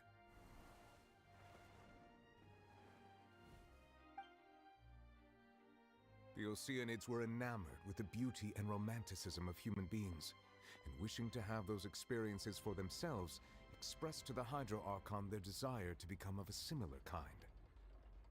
However, even though water as an element is intricately linked with the power of life, the Hydro Archon, as one of the 7, did not possess the authority to create a new form of human life. Not one to give in, she eventually found a way to create permanent humanoid bodies for her familiars by appropriating the power of this planet's primordial sea. She poured primordial seawater into the Oceanid's blood vessels, creating humanoid mimics in the process. But if Fontainians were to ever come into direct contact with water from the primordial sea, the power within their bodies would escape these artificial restraints and return to the sea. As a result, their forms would collapse, and they would be reverted to their original forms as Oceanids. Of course, the Hydro Archon never received permission from the heavenly principles to create a new human race. And thus, the Hydro Archon and all of her creations came to shoulder the original sin of appropriating the power of the primordial sea. That is the true history of how the people of Fontaine first came into being. So we were all Oceanids before we turned into human beings? That's way too much information for me. I think I'm just going to pretend that I never heard a single thing. Wait, but if that's the truth, we can't let the Hydro Archon be sentenced to death. After all, her only sin was creating us. This really might be too much information for your regular Fontainian, but it does answer a lot of our questions. Alas, your hypothesis regarding the 3rd and 4th stone slates was inaccurate. The slates' respective positions are, in fact, correct.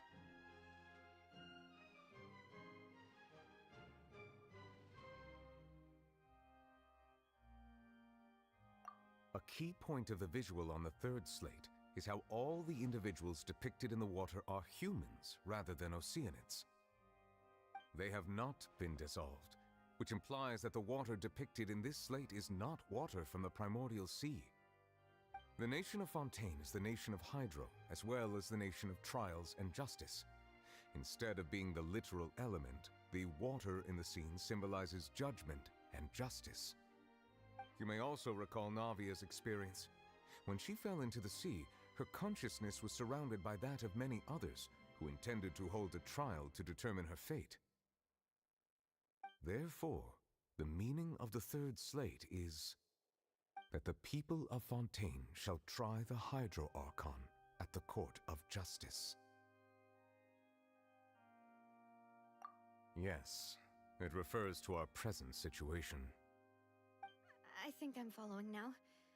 So, what you're saying is, even though we decided to put on this trial to avoid fulfilling the prophecy, in truth, everything we've done has happened exactly as the prophecy foretold. So now, it seems, we're the ones making sure it comes true. What should we do?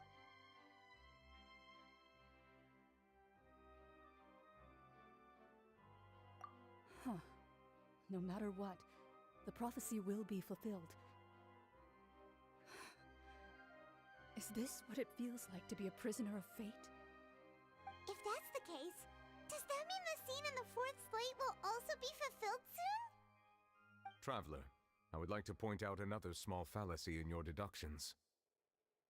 About the fourth slate, you probably thought that the eruption of primordial seawater beneath the fortress of Meropide served as the surest sign that the prophecy was about to come to pass, yes? However, I believe that rather than being a sure sign, that eruption could in fact only be a small warning of something far worse to come. As for the root cause of the catastrophe, I believe you've already encountered it once before.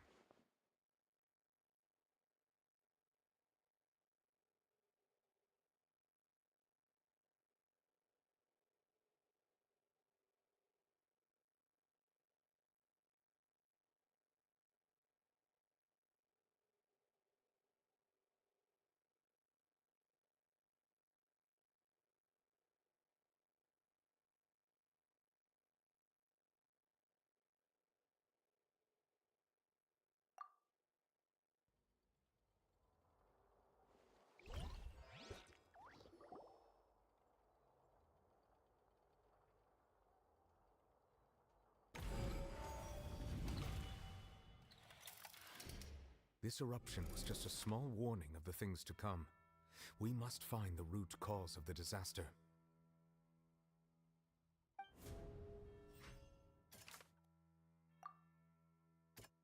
That doesn't sound...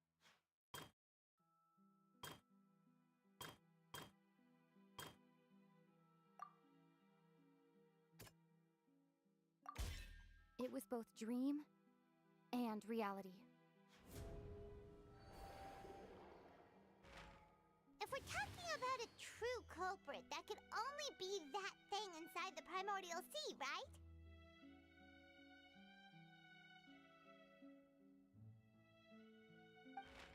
The truth, the original sin, the trial, and the root cause of the disaster.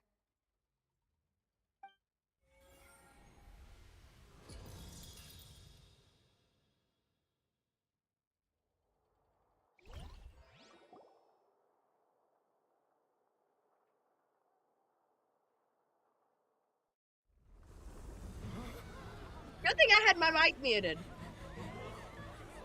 Not the whale! No! Not the whale! No! Oh shit! No! No! Where's Child when you need him? Where's Child when you fucking need him? Like, actually, where is he?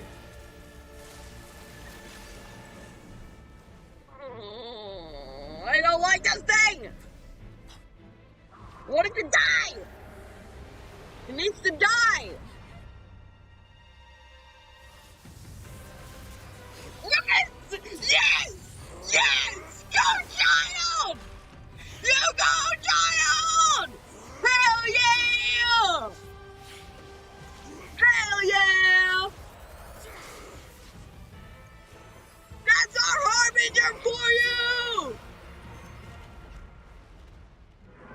Hell yeah! Fuck yes! Child! He has been found! He has been found! Child!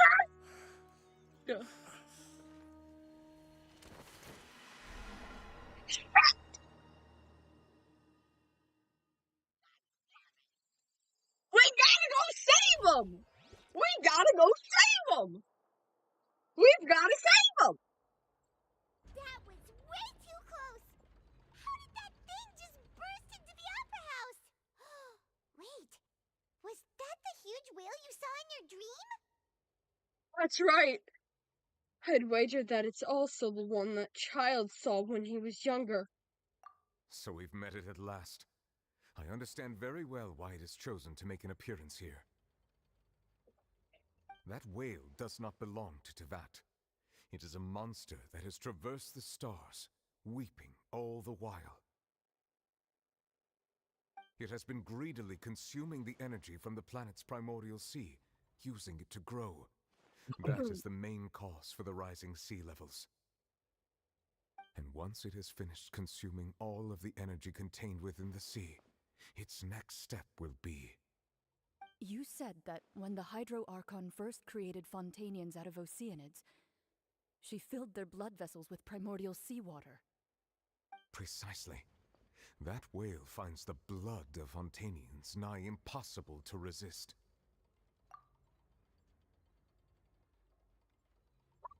Be popcorn. I think that's what I will go do. I will be right back. Give me a few minutes and I'm gonna go make my popcorn.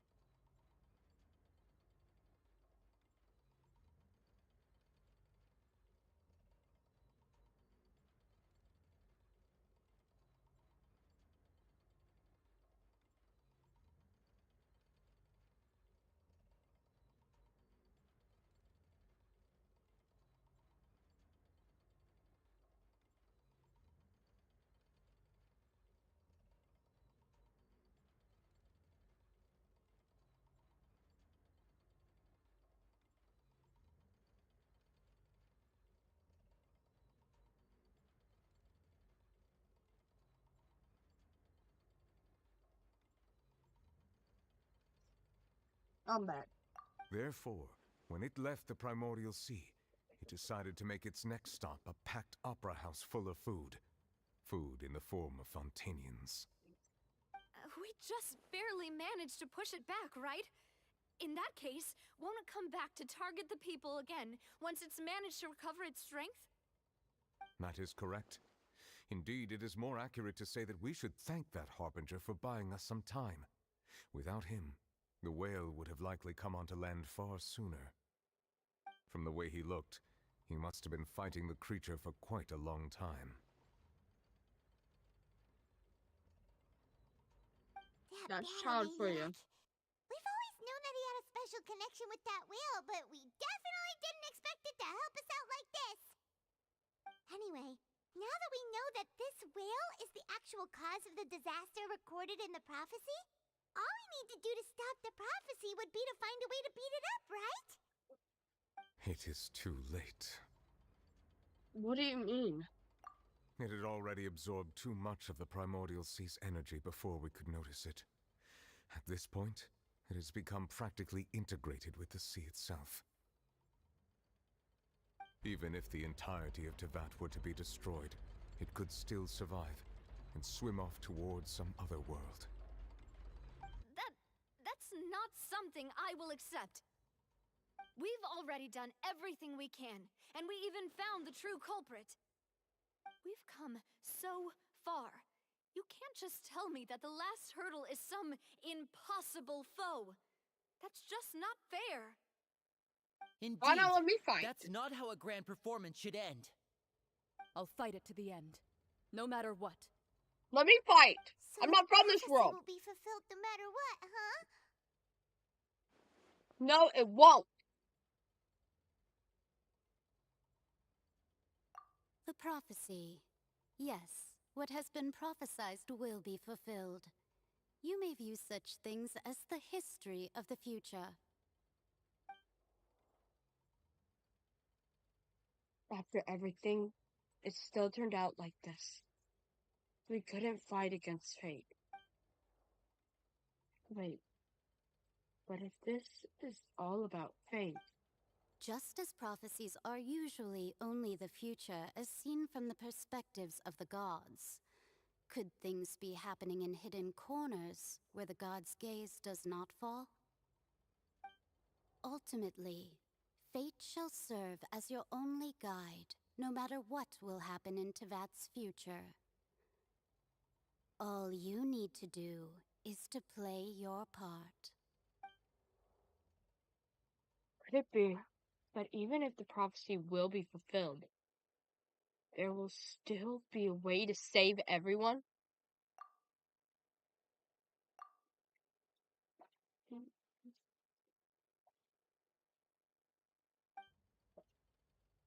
Did I miss something? Wait, I forgot about Farina. What was it that she wanted to say to me at that last moment in the giant magic box? What is her real secret? I don't know, maybe her and Fossil aren't the same person?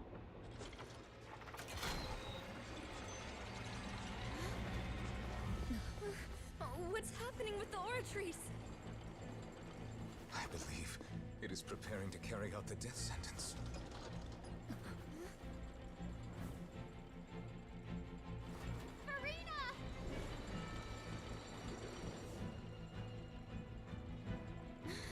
No, I still need answers.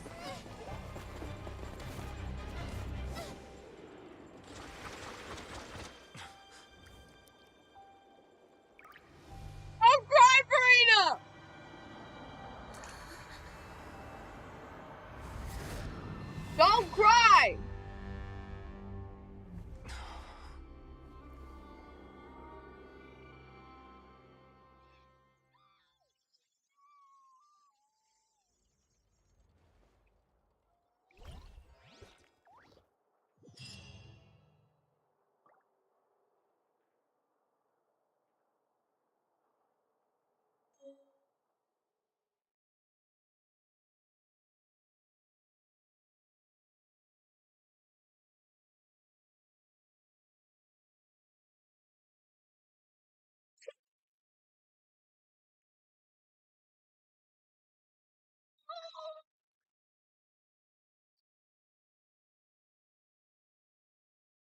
Time for me and my friend to cry together!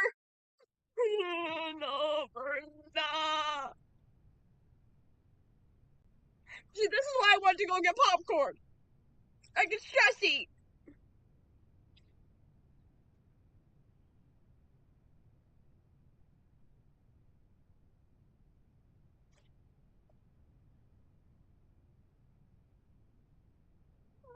You.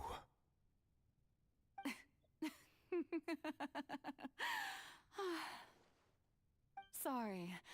That shocked expression on your face is just too amusing. I couldn't help myself. Fossilor! Who are you? Fossilor! Ah, the sweet sound of bewilderment. Marvelous. A sure sign that my attempt to deceive everyone was a resounding success. But to answer your question, I am Fossilor. You know, the god. Fossilor. Why did you deceive us? Oh, that wasn't my goal, of course. Goodness, no. But I had to fool everyone else too, if I was to stand any chance of deceiving the heavenly principles. Goddamn. Deceiving the heavenly principles. It's all because of that pernicious prophecy. Dreadful, wasn't it? Everyone doomed to dissolve. Fontaine condemned to be flooded. One was not amused. In fact, one was positively bemused when that problem was thrust upon me by my dearest predecessor. That's the former Hydro Archon Egeria for the uninitiated. It hardly gets more disastrous than a preordained national catastrophe, now does it? She knew full well that the prophecy would surely come to pass. And as one of the seven, she also knew full well that one defies the heavenly principles at one's peril. So yes, as you have no doubt surmised, it was a rather impossible situation that I found myself in.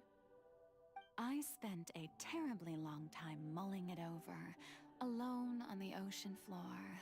And I was almost growing barnacles by the time I finally realized there was only one possible solution to this confounding conundrum. I had to outwit the heavenly principles, allow the prophecy to be fulfilled, ostensibly at least, while saving everyone at the same time. I'm a genius, I know. I can only assume that's why Egeria chose me as her successor. Although, looking back now, it was hardly the inheritance one dreams of. Between the task of saving the nation, the quotidian duties of the Hydro Archon, and not to mention the original sin of creating a new race of humans, I dare say she left me quite a colossal mess to clean up. But one can only play the hand one is dealt. I did not choose this, any more than I chose to be one of her Oceanid familiars. So you were also once one of the Oceanids, transformed into a human by Egeria's hand. Yes, I was. I always dreamed of becoming human. And I still do, even now. In my eyes, to be human is to be part of the greatest opera ever known. After becoming a god, I separated my divinity from my body and spirit, leaving behind only a self that was as naive and bewildered as my past self on her first day as a human being. The me you see before you now is that divinity. And the human counterpart I left behind, I named Farina. She could feel joy, sorrow, and everything in between. She could be as vain and conceited, or as meek and vulnerable as she wished. Her strengths were of a kind only a human could possess, as were her shortcomings. But in my eyes, Farina Furina's humanity was what made her perfect. She was perfectly human in every way. The person I always wanted to be. Anyway, so then I cursed her. All part of the plan, of course. The plan to deceive the heavenly principles. Do you still remember the final scene of the prophecy? The Hydra Archon, alone, weeping on her throne. In order that the prophecy might appear fulfilled, I invited Furina to be an actress, to play the part of the Hydro Archon in the prophecy. Under the curse I placed on her, so long as I, Focalor's divinity, continued to exist, she could not die.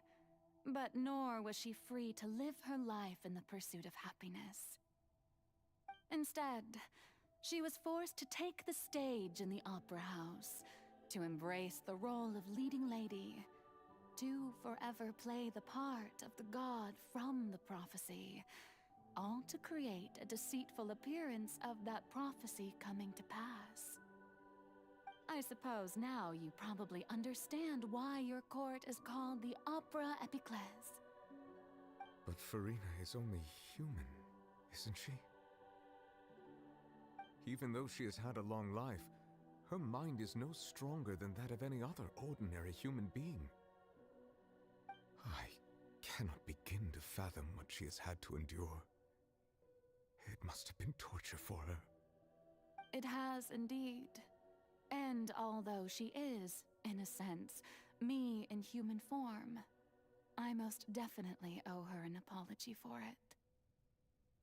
It's been 500 years. And all along, she's been playing her part in the most unimaginably long, unbearably lonely, and agonizingly painful opera of all time. This is some sad Furina lore.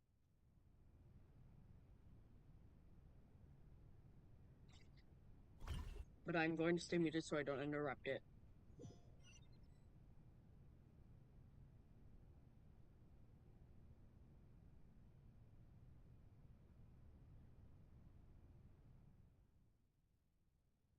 I came into contact with Furina's tear. If I remember correctly, tears often contain a being's strongest emotion, with sufficiently strong hydrosensitivity, I can form an emotional connection, just like I did with that Oceanid at the Fountain of Lucine. Wait, could this be Furina's inner world? Furina? What is she doing on stage? Wait a moment. That probably isn't Furina. That's likely a reflection of her inner self. If I can directly speak to that self, I might be able to easily get what I wanted to know. I came here for answers. Either way, this opportunity is not to be missed. Let me try to talk to her.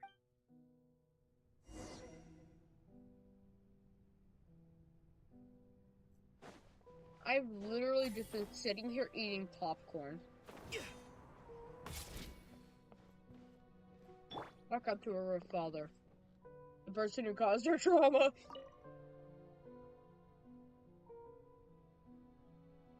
Oh? Who permitted you to come onto this stage? Now, I understand your admiration for my august self, but I must ask you to keep to the rules. Come on, it's me. Furina? All right. It is not my intent to reprimand you. There is no need to state your name. Just be off with you.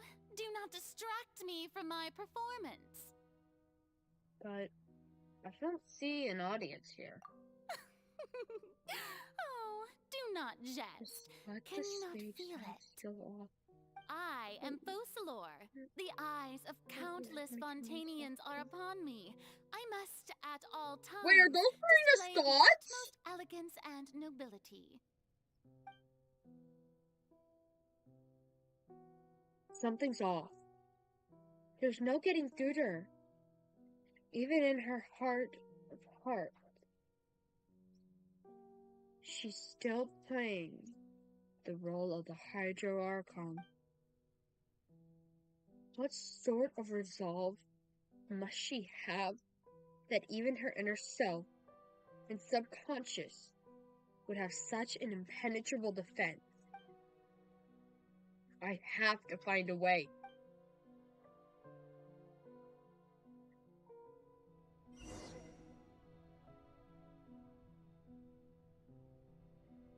The spotlight!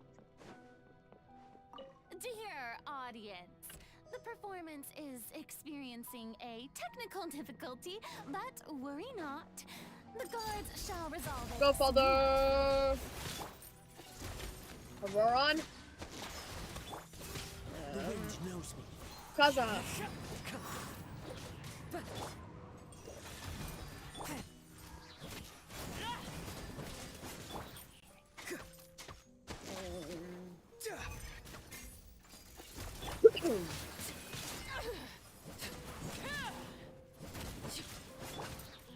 Into the wind. Kaza's too strong. Hey, what gives? The audience is still watching me, you know. Guards? Wait, where are the guards? Guards!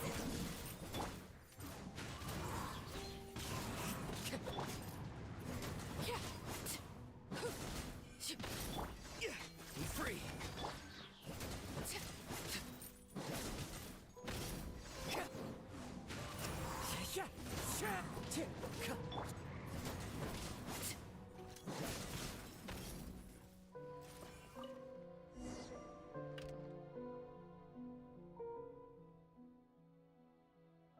That's all the spotlights turned off. In Farina's heart, they must have symbolized the eyes of the people on her. Speaking of which, I think I just received some sort of signal. Was that her true voice? A ticket. When did that end up here?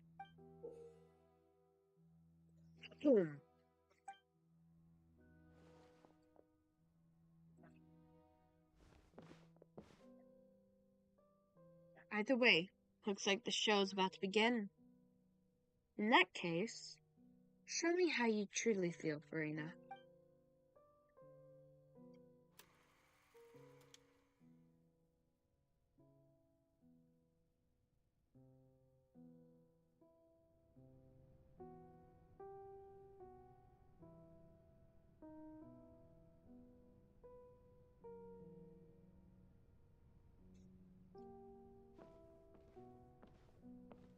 What's going on?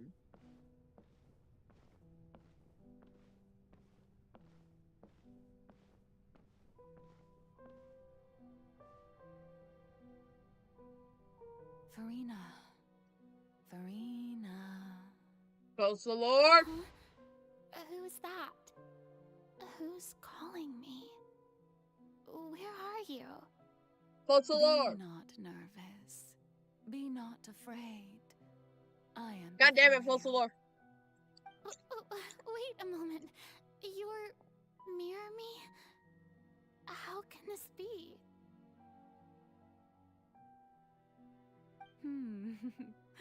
Mirror you, huh? You know what? That's not bad. Let's go with that. Mirror me. What do you wish to say? The prophecy. Have you heard of it? What prophecy? Wait. I know. I think. I don't know why, but it's in my head somehow. The people will all be dissolved into the waters, and only the Hydro Archon will remain, weeping on her throne. Only then will the sins of the people of Fontaine be washed away. Oh, very good. You know it well. What's going on? I can't seem to remember anything clearly. The only thing I know for sure is this prophecy. Will it really come to pass? Yes, it will. And that is why I've come to you. Disaster will come to Fontaine sooner or later. Things will develop just as the prophecy declared. There is no escaping it. But doesn't that mean everyone will die? I'm a Fontainian just like them. Will I dissolve too? Oh, don't worry. Magical meetings exist in this world precisely to give people a chance to turn things around. It is the reason why you met me today. I will tell you how to save everyone, but you may have to suffer somewhat. Oh, so there's still hope after all. Goodness, you frightened me. You spoke so much and with so much certainty. As for the suffering, well, I will admit that the first thing that came to mind was, why do I have to be the one to suffer? But if the prophecy will come true, I'll also die anyway, right? So if I've already met you as my magical meeting in this world.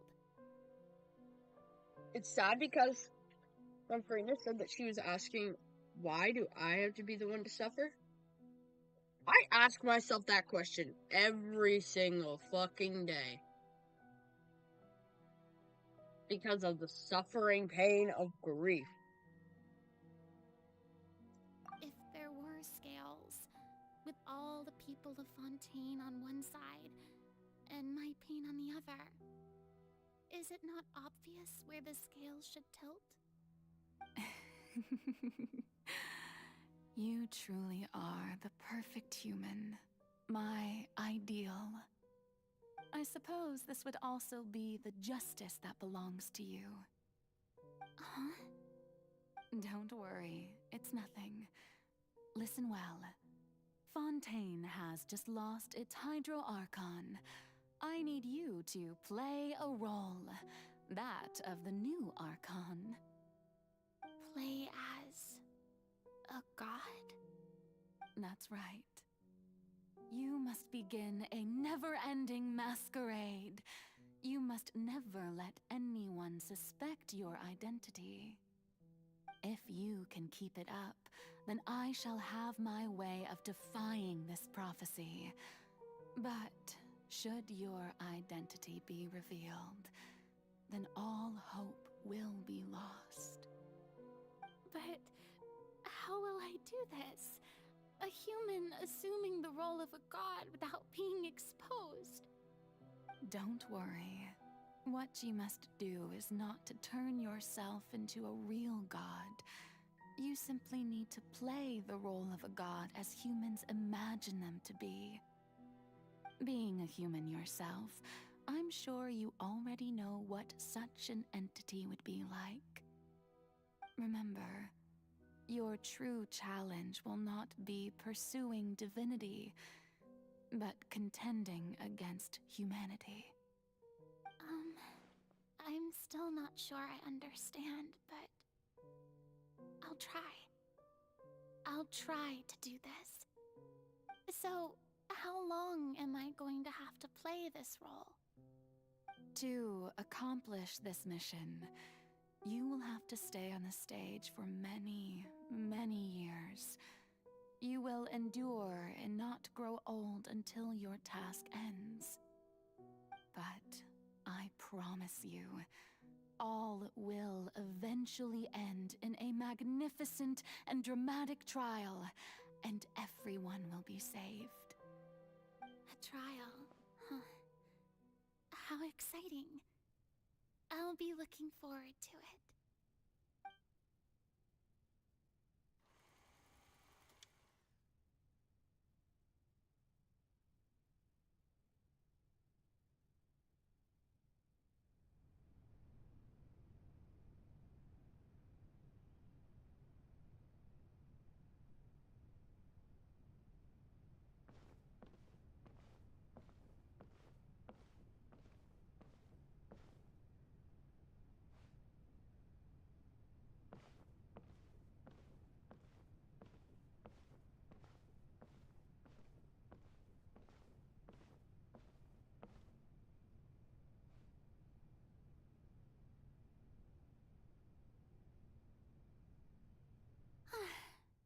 Maison Cardinalise has announced my accession, but this is my first time facing the people.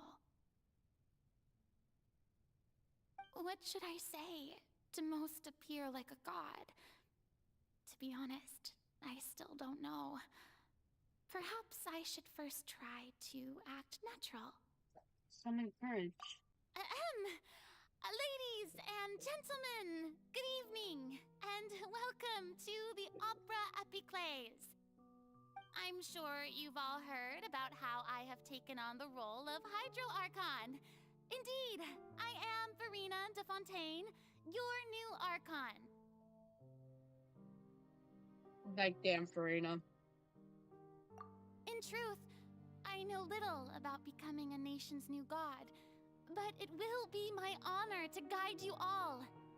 As the god Focalor, the god of justice, I shall do all within my power to lead you into an age of fairness and justice. Once again, thank you all for coming. If you should have any questions or suggestions, please send them to the Maison Cardinalise. The future of Fontaine will require us to work together, after all. This should do it. I thought I might stammer, but thankfully, I was able to convey my thoughts just fine. Okay, and next. That's the new Hydro Archon. Is this some kind of joke by the Maison? I would have thought that a being that surpasses humanity would be a bit more assertive. Hey, did you hear that? She even told us to send her suggestions there at the end. Shouldn't gods be all-powerful? She's being so modest. What's the difference between her and an ordinary person, then? If you ask me, perhaps the succession didn't actually happen. She might just be a Maison-backed puppet. Wait, what's going on? Why is everyone suspecting me of being a fake? Oh, this is bad. If I get exposed here, there'll be no saving the people from the prophecy. Right. Mirmi said that I just need to play the role of a god as humans imagine them to be. Calm down, Farina. Think. What do the people want? How would they imagine a god to speak and act? Assertive, with a strong sense of presence. One who can dispel all doubt. That is the character I'm fated to play.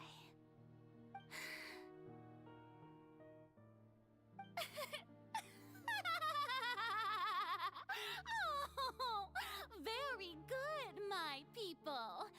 Only ones such as you are deserving of my rule. That's our Farina. I was wondering if some weak puppet were to one day come onto the stage and claim ownership of this opera house, would the children of Fontaine follow them? Well, it seems that you would all see right through them. Having passed my test, you are qualified to witness wondrous trials alongside my august self, here in this opera house. You may consider my previous act a door gift of sorts. I thought it was a debut that suited the atmosphere. Now then, let us be reintroduced. Ah, so that was just a performance. How could I have forgotten that we were inside an opera house? Her personality? It's quite shocking, to be honest. I suppose it's a better look than before. Such a fascinating and bold deity. How wonderful! Our future may yet be bright after all. It seems I've turned them around. Best follow this flow and restart my accession speech.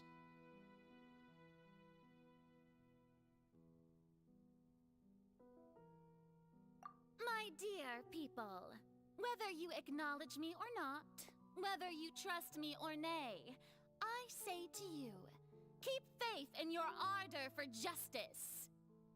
We have heard it said that this nation's sins can no longer be washed away. Well, I say that justice is most fragrant when it blooms amid sin. As Serena always does. Turn up the drama. The scales of justice should not weigh heavy in the hands of its god. On one side, it must carry fairness and justice. And on the other, praise and applause. May law be the prayer on our lips. May judgment be our worship. Let us light the fires and drink to the future of Fontaine! There is no trouble in this world that justice cannot solve. All that is needed is for you, my people, to believe in it, heart and soul. So long as I, the Archon Focalor, stand within the Opera Epiclese, so long as I stand before the Oratrice, I shall even judge the gods of this world!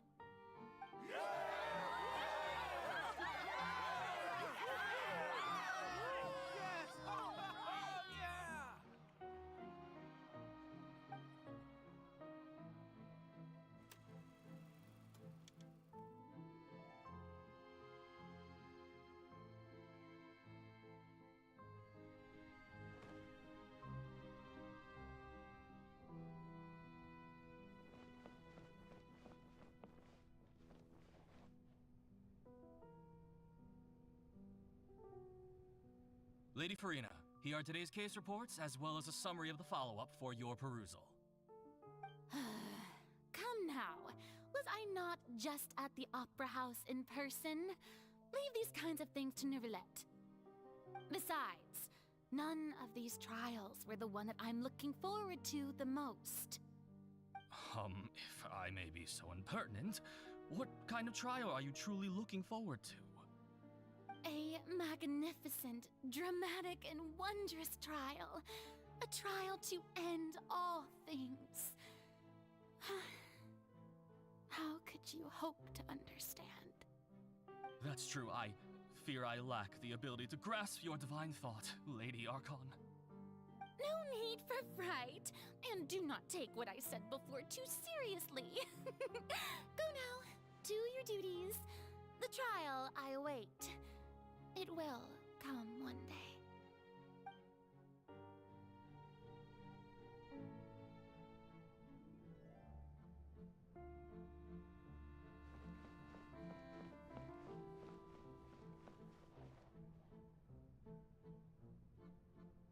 Lady Farina, I don't know what to say.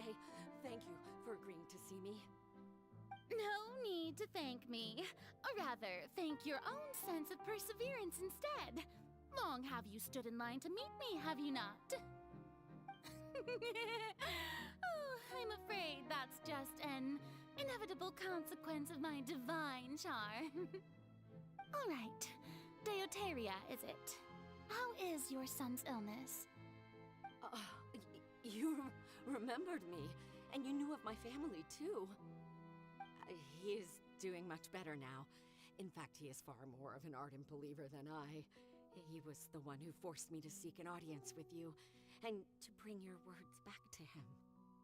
Oh, good. Very good. If this should happen again in the future, please do not hesitate to come and tell me. Going down to citizens' homes every so often, while not usual practice, should serve as a fine change of pace. You're such a... On behalf of my son.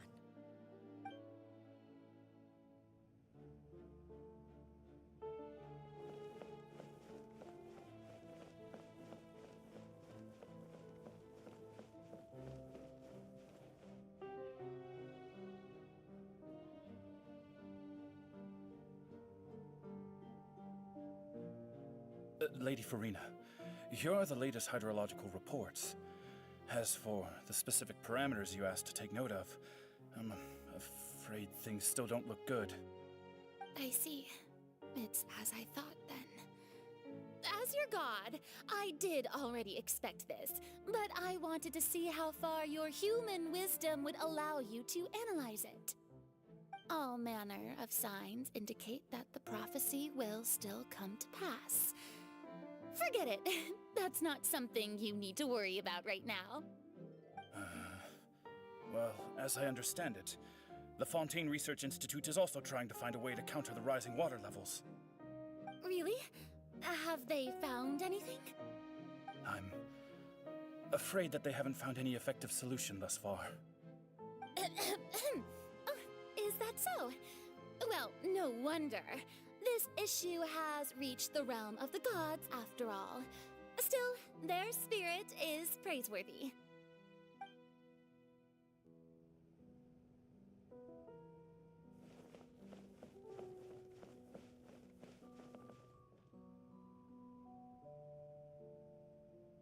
The day is finally over.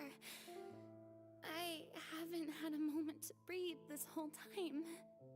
But it's good to see that everything's getting on track. There are no longer any voices of suspicion. Maybe this is fine. I just need to keep going, and everyone will be saved. Alright, Farina, don't think too hard about this. You need rest. Tomorrow's a new day.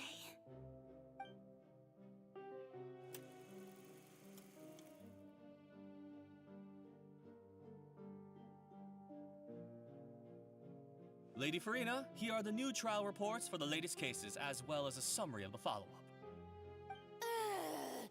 There'll be no need for that. I've seen them already. There's no need to go back over scenes I've witnessed in person before. Lady Farina, I've waited so long for this chance to see you in this manner. Indeed, my dear, loyal citizen. This joyous moment is an honor for us both.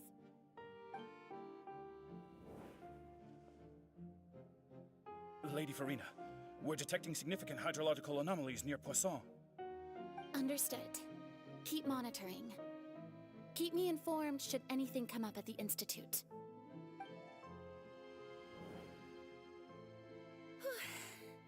I don't think I let anything slip today. I must show the people that there is nothing to worry about. I just don't know when these days will end. I feel utterly exhausted.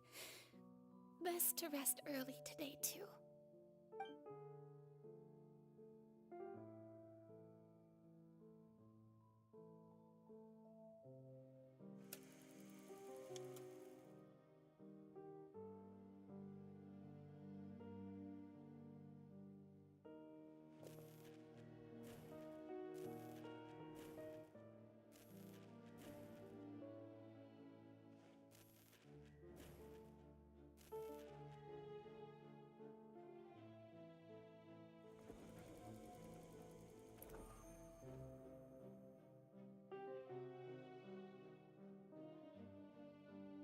Lady Farina, it's like a dream being able to speak with you up close like this. I've heard that the first member of our family who was honored to receive an audience with you was Madame Dioteria, almost 20 generations ago. And what a fine family yours is indeed. It brings me great joy to meet such a faithful believer. A descendant of a line most ardent. Surely you exaggerate, Lady Farina. My lady? What is it, good citizen? Are you crying?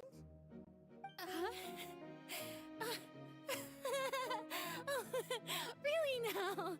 I didn't even notice. This must be the overflow of hydro from my person. Well, can't quite help being the god whose dominion is the waters, can I? No wonder. No wonder. A manifestation of your power, then. Oh, Archon, I am honored to have witnessed it. Honored indeed.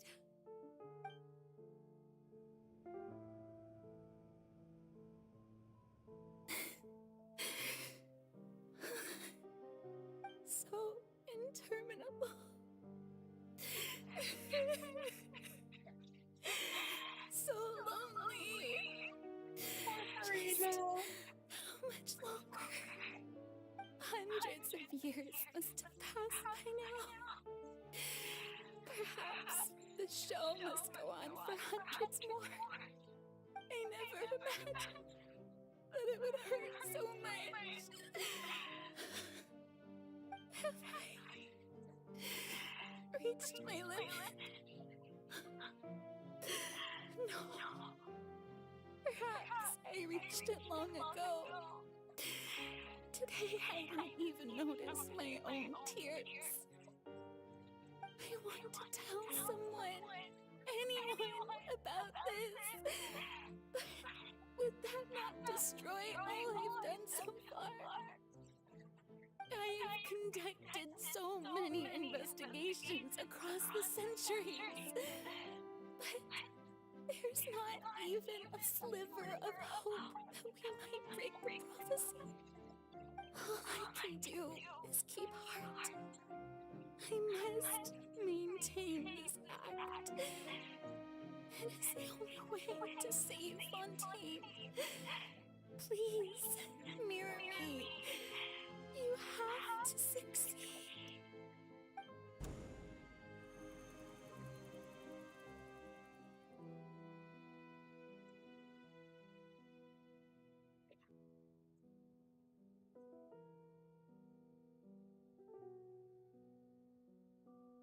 Farina, you don't have to shoulder this burden alone.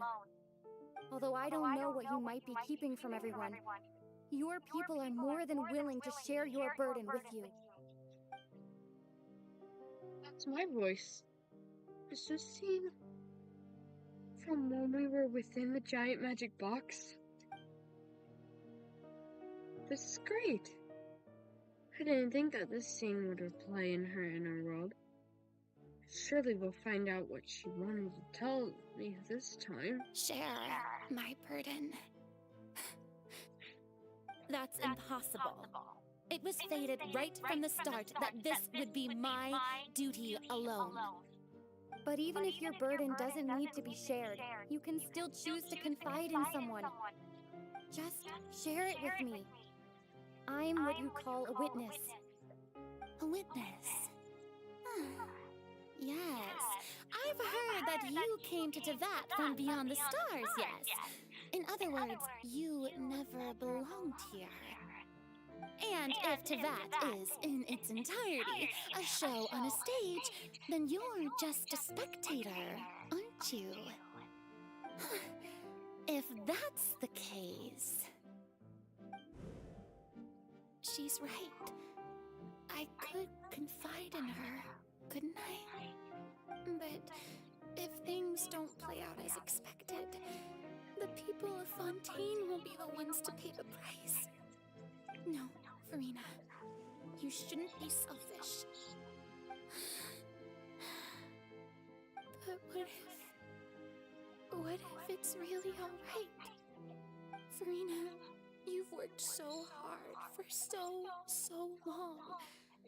Surely it would be okay to put yourself first for once. Just this once. Is it such an outrageous thing to do anyway? To find someone in whom you can confide your frustrations and sorrows? Surely it could not hurt. If you let this opportunity slip through your fingers, it might never come by again.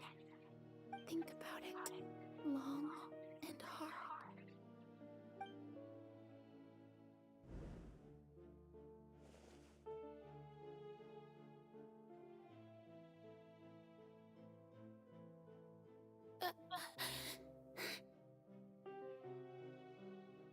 No, I have nothing to say. I am Farina, the Archon of Fontaine. Everything will surely get better. All you need to do, dear spectator, is to witness my performance until the curtains fall.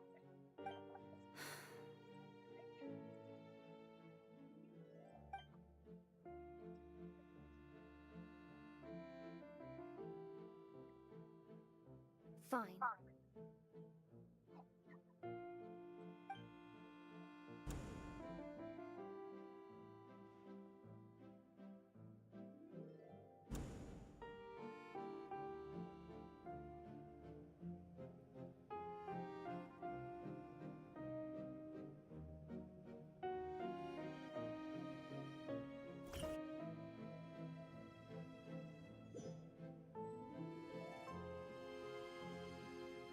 So even Farina doesn't know the truth? You've never once let her in on the full plan? Yes, it had to be done. To deceive the heavenly principles, you must first deceive yourself. She did very well. If she had let her resolve falter even once in these 5 centuries, Fontaine would have been doomed to the most tragic fate. It seems that trusting humanity was the right decision after all. I believe that I understand how your deception works, but that is only half the truth, is it not? How would you build on this foundation to save the people of Fontaine? That is the most important thing. Ah, good, good. Of course, the Iudex of Fontaine has pinpointed the crux of the issue. I'm sure you've long sensed that the Oratrice is no simple machine, yes? I've always suspected that it had its own consciousness. And Linny did mention that he heard a human voice within the core chamber. It now seems that that person was you, hidden within the machine all along. Am I right? And then I became one with the Oratrice, taking Fontaine's gnosis with me. Yes, it would seem so, wouldn't it? Alas, your understanding of this device still lacks sufficient depth. In truth, it is no enactor of justice. It is, in fact, a device created to kill the god of justice. I beg your pardon? Oh, you have it. And to be more precise, not only will the Oratrice take down the god of justice, it will also take down the divine throne upon which she has been placed. I mean, did you think I would be the sort to enjoy peaceful repose while Farina suffered? My work over these last 500 years has been to constantly accumulate indemnitium within the Oratrice. But really, some have already discovered that only a small fraction of the energy generated by the device was ever used to provide power to Fontaine. The vast majority had to be, accumulated to enact this death sentence. It was all a part of your plan, then? Both the trial and the sentence? Indeed.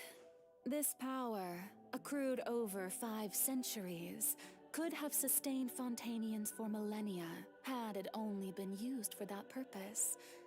Almost all of it has now been stored within the Oratrice.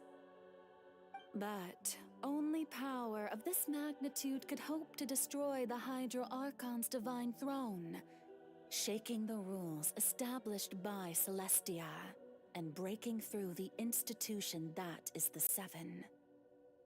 So the Oratrice's call for death was for neither Farina nor Focalor, but for the Hydro Archon. The destruction of that divine throne. If I do not misunderstand your intent, you must be...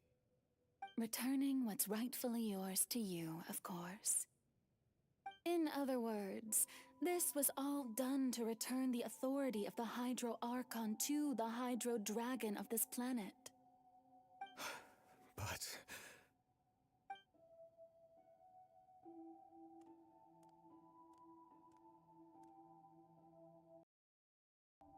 Oh, what? Getting sad again, are we? The authority of the ancient dragons shall soon be yours once more, O Hydro Dragon Sovereign. And this is the face you make. all you've done throughout the years is just so you can sacrifice yourself at the very end. I've never quite seen it that way, you know. Even now, I'm quite pleased at how well my deception worked.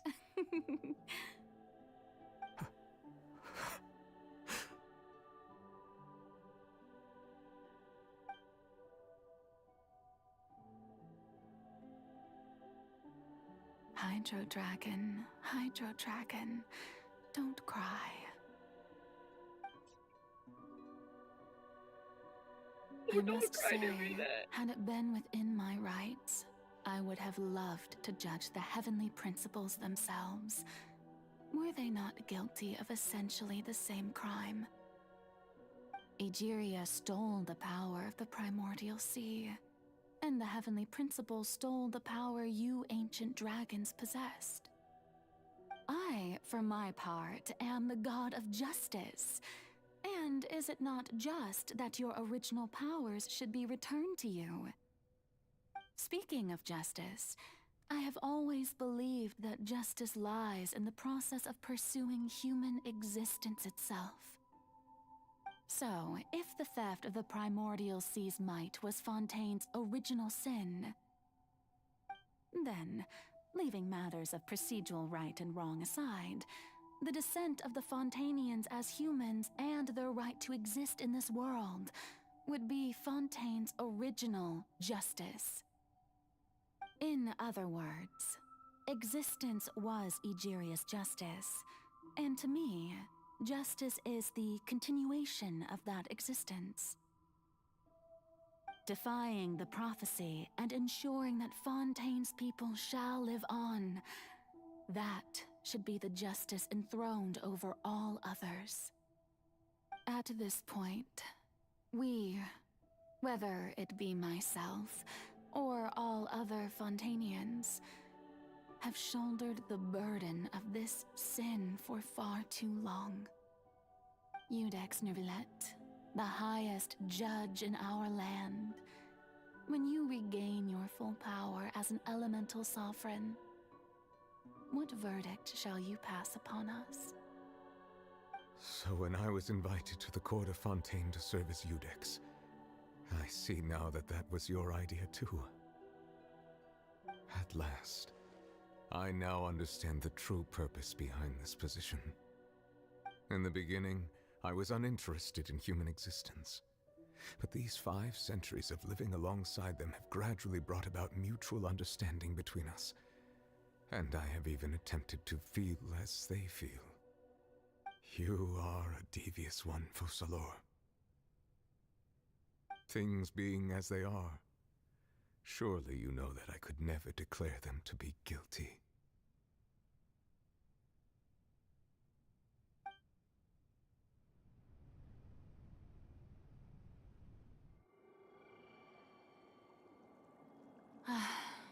The hour of my execution is almost here. For the sinner, the curtain call has come. I know I may not sound it, but faced with death, I find myself a little afraid. Perhaps this is one thing both gods and humans have in common.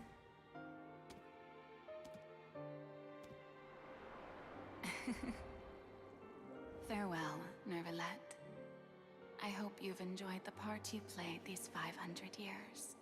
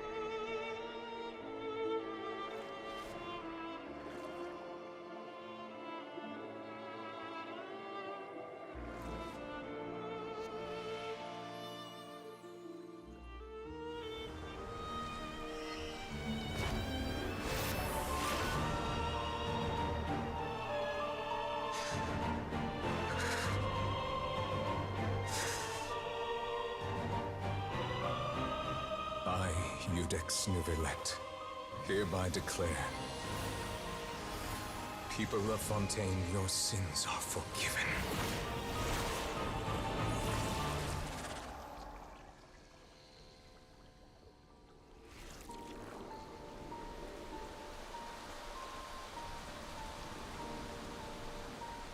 Cry, Nuvelet! Don't cry! Don't cry!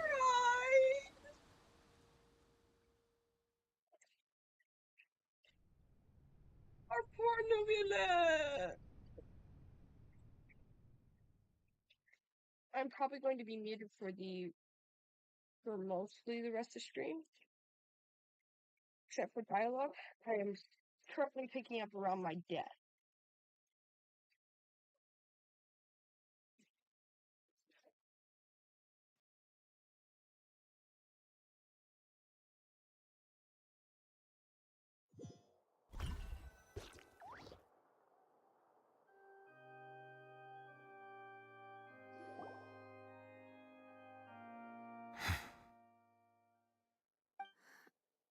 What just happened? Has the death sentence been carried out? Was that bright light some sort of misdirection? I have a feeling that something huge just happened. Still alive and haven't been dissolved, I assume whatever happened was good for us. It's time to end this. We must mete out punishment to that beast. Didn't you say just a moment ago that it can't be defeated? I have gained the strength sufficient to deal with it. Through certain means, I now have the ability to separate the power of the Primordial Sea from that creature. We should seize the opportunity to pursue our quarry. You obtained power? Just now? Traveler, now that the oratories can no longer function, I require an executor to help me mete out justice. You mean me? The root of the calamities befalling Fontaine. The beast that enacts the prophecy. Its name is the all-devouring Narwhal. Come with me, traveler. The hour of execution has come.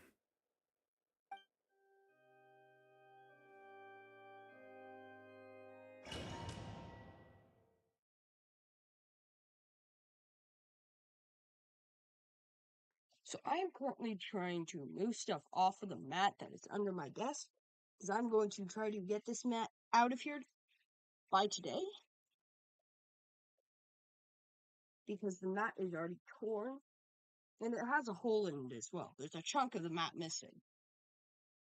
I just moved my mirror and a box off of this mat when my mom was home, and probably my dad as well.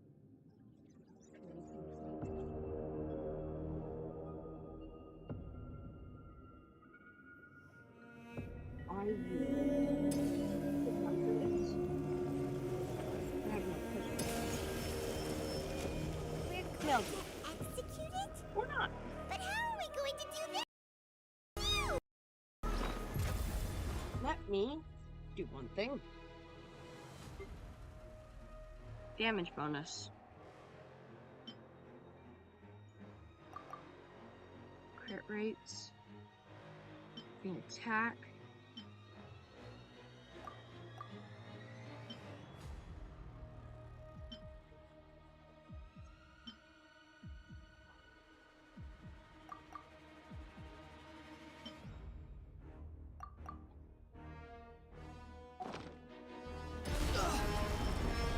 Would have been nice to obtain for my team. To separate the power of the Primordial Sea from the Wave. Considering the size of the beast, I cannot reach the power source. Yes, we can find a way to attack it from within. I shall share a part of the ancient dragon's power with you. We shall look for an opening together.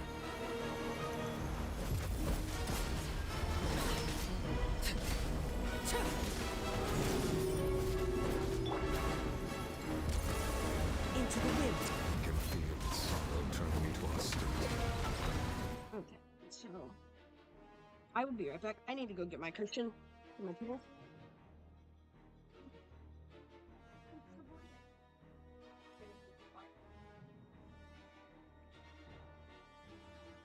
because you're French here. And hurry and finish this. I'll tell my mom I just took a break.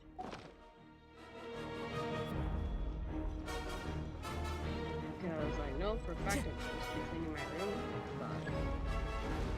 Time to go. Run with nature.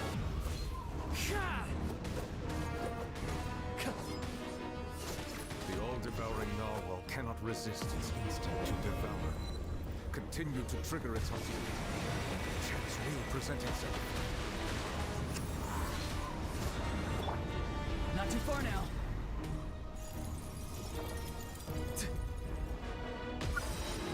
Run, Aurora. Run. Father?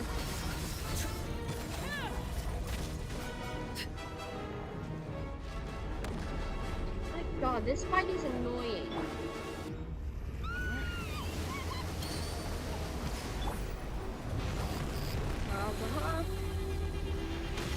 Strongest. Why is there a hole in the thingy over there? It looks scary.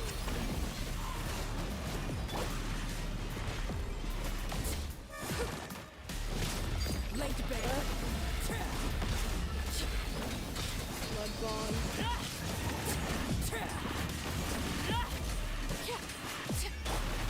I have granted you my protection.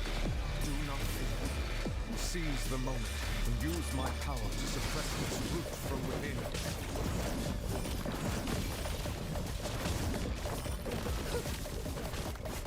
Transfixed.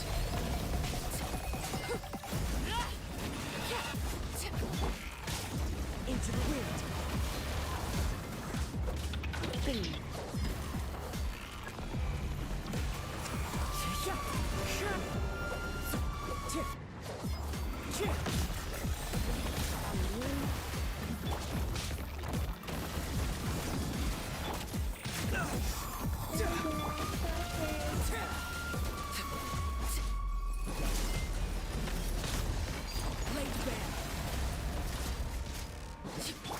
Swift and merciful.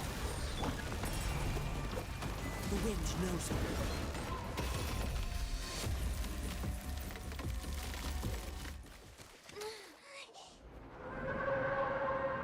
Die, you stupid whale! Where did you take child? Where did you take our boy child?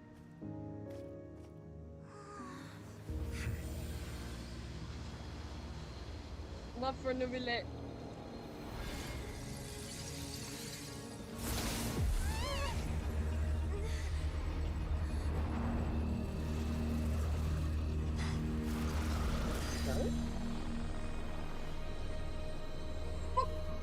Skirk, why you got child? Give him back. Give child back. What the fuck? What the fuck, bitch? How was that for? Thanks for helping with the cleanup. It should have been my job, but... oh well.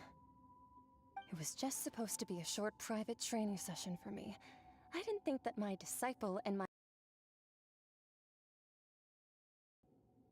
Well, actually, I had a feeling that it would happen at some point, but they bumped into one another earlier than I thought.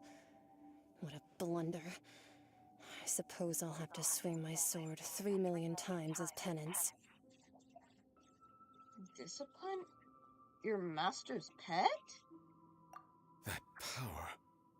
Who are you exactly? Paimon has an idea. From what she said earlier, she must be Child's master. Skirk, right? It's just that he gave us the impression that she was the less talkative person. I simply did not have anything to say to the weak. But you, on the other hand, managed to defeat the all-devouring narwhal without using power from beyond this world. So you may speak to me as equals.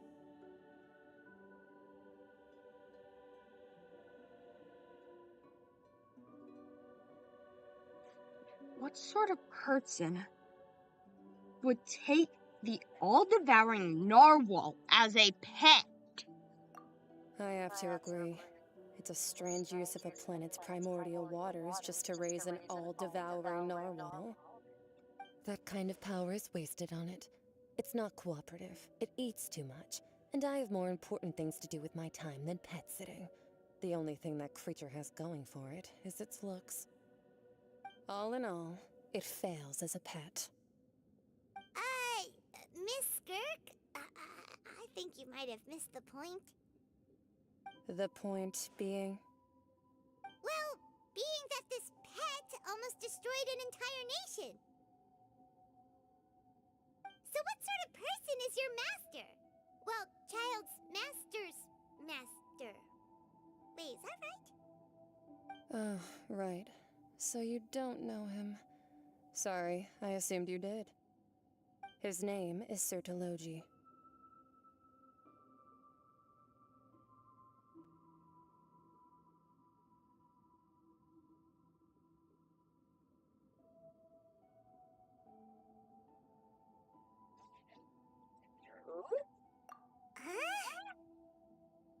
I am unfamiliar with that name. Huh. So Master isn't sufficiently famous. How should I describe him then? Have you heard of the name The Fowl? The Fowl? Still nothing? Well, how about the Visionary? Vetterfalnir then? Or Gold Rhine-Daughter? Ooh, that one we've heard! Rhine-Daughter's part of the Hexen Circle. She's Albedo's mom, right? Oh, so you do know that name. To be honest, I also heard all of those names and titles from my master. I don't actually know them either.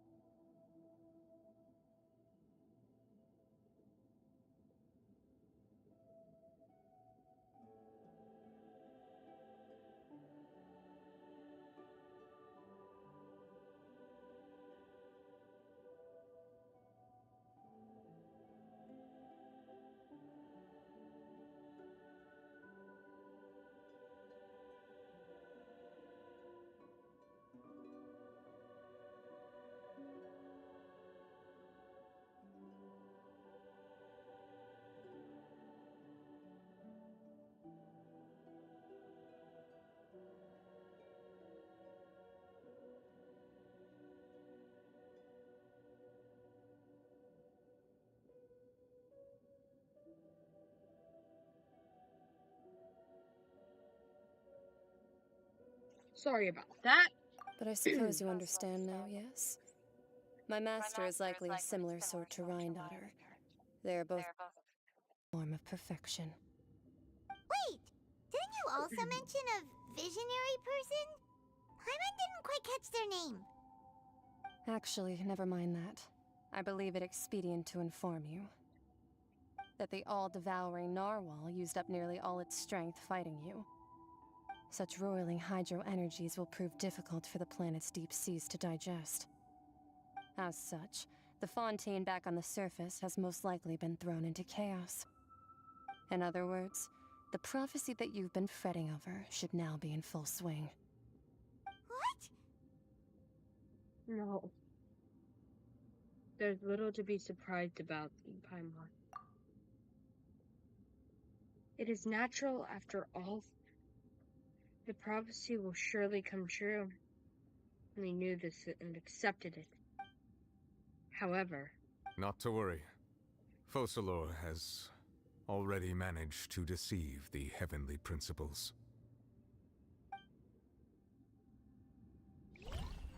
nice.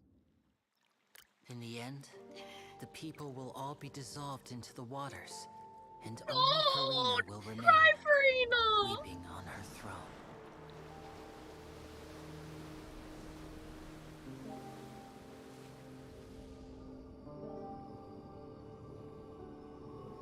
Only then will the sins of the people of Fontaine be washed away. Don't cry, Farina! Girl, don't cry! Hey!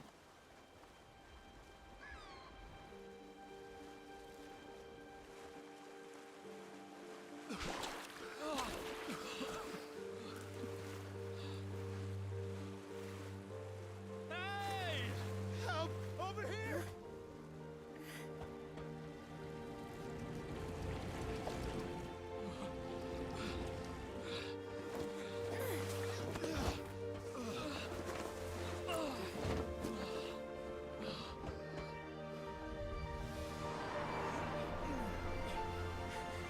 Nobody's dissolving!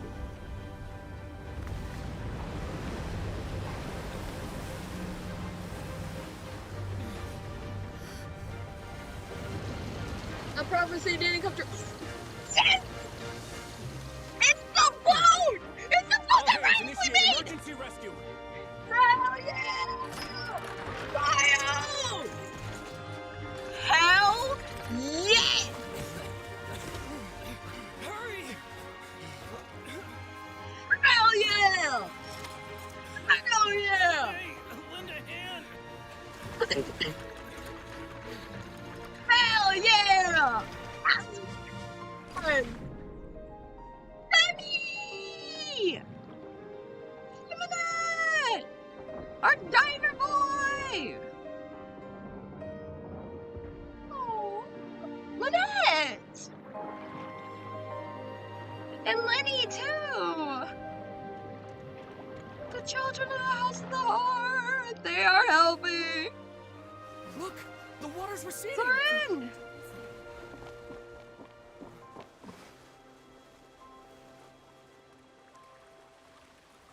No one was dissolved! It's a miracle! Water's receding. We didn't dissolve. The prophecy was wrong. The prophecy was wrong.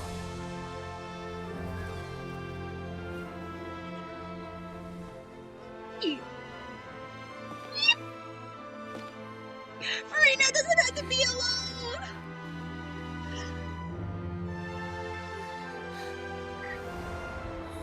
Are you alright? We're safe. The prophecy was wrong. You were saved! You were saved from the tragic ending!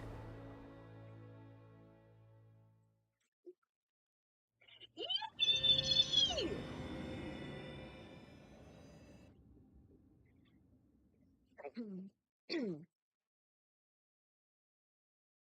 So I have a ton of Pokemon cards that I had in my floor.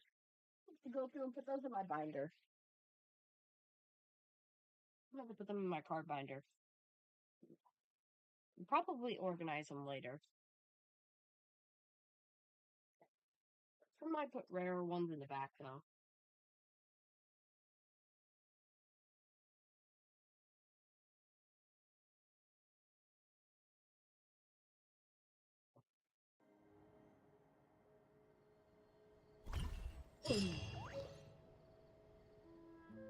After this, I am going to have to probably end it. The Solo renewed. The Spina di Rosula talks post-disaster rebuilding. I recently visited Poisson to meet with Miss Navia, spokesperson of the Spina di Rosula, and we spoke about Poisson's present and future. Old soil can still give birth to new bloom, Miss Navia stated. Hope is like seeing a small cookie when you're starving late at night. You just need a little of it. Skyship Winglet, lunar brain of the Fontaine Research Institute. The various disputes that have arisen on account of Mr. Edwin have suddenly become a shield over the Institute, with Jurier turning out to be a once overlooked hidden gem. People always call the first researcher mad, but few know what to call the second. And should that latter person achieve a miracle, they would find it all the harder to find a word with which to classify him and his team. Wow! Paimon barely recognizes the people in the reports. Are those really Jurier and Navia? They sound like real big shots. They might have been real big shots from the start. We just didn't meet them in that capacity. What do you think? Pretty enthralling, huh? The Steambird's idea was pretty simple. With the disaster just having passed, with good news to calm people down. The value for these big scoops lies in their inevitable follow-ups. We'll publish further reports and go into the stories behind those people. Edwin's assistant, Jurier, created a true flying ship, while Navia is leading people in the reconstruction of their home. I'm sure that these stories could draw even your well-traveled eye.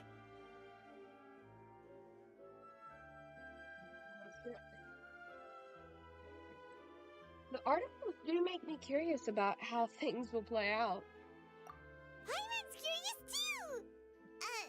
Wait a minute. Didn't we watch everything happen from start to finish? What's there to be curious about?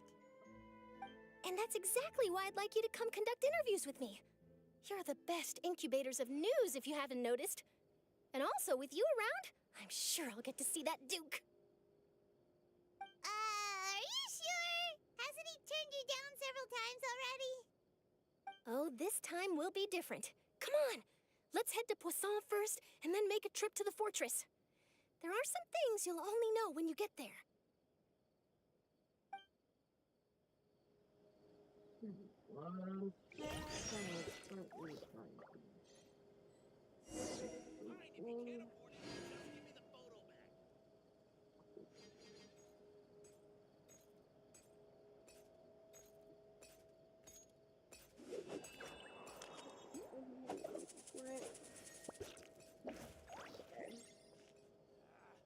So where are we heading to? Poisson?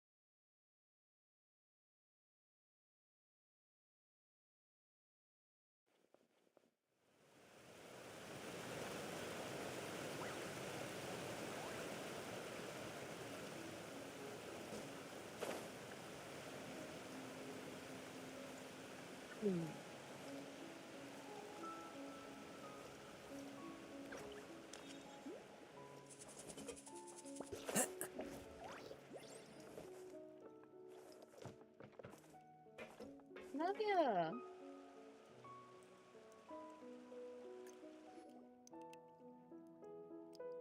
Navia!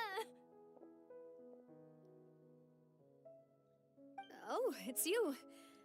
What brings you all here? Hey, we're just having a look around. I'm here to update myself on how things are going here. Oh, the Fatui are here too!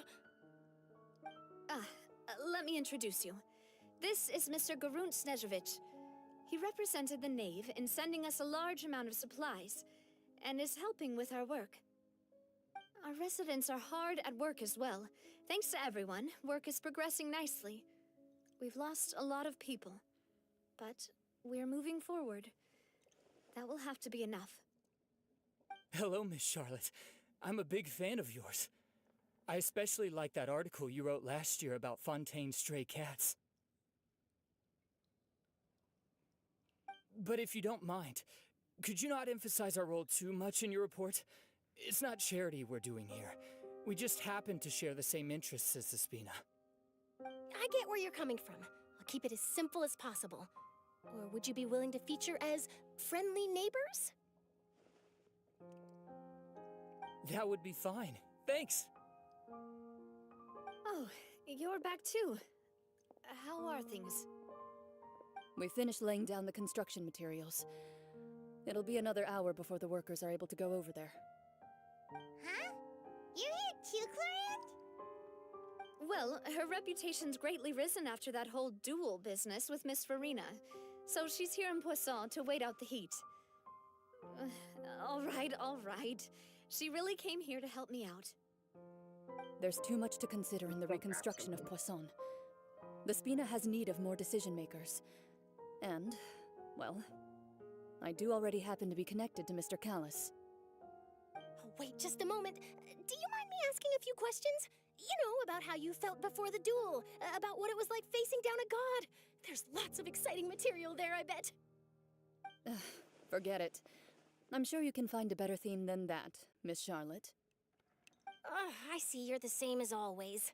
Couldn't you do me a favor, for Navia's sake? Well, if we're talking about doing things for my sake, you might as well just take a few more photos of me. Or of the Traveler.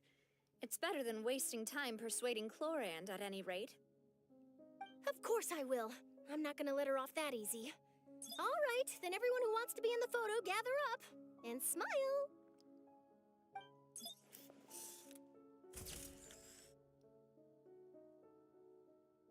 How did it go? Was it a good shot? Did Paimon look cute in it? Not bad. Your addition really helped the composition of the picture. All right, hang on a moment. Let me snap a few more shots.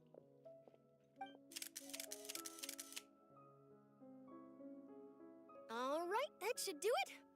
I'll be back here later anyway, so let's call it a day.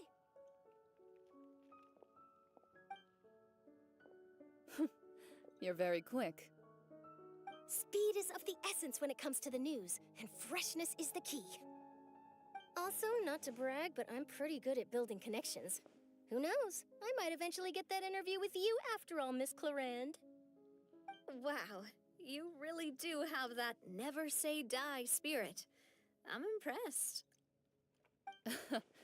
I'll hazard a guess that this is how you got that interview at the Fortress of Meripede.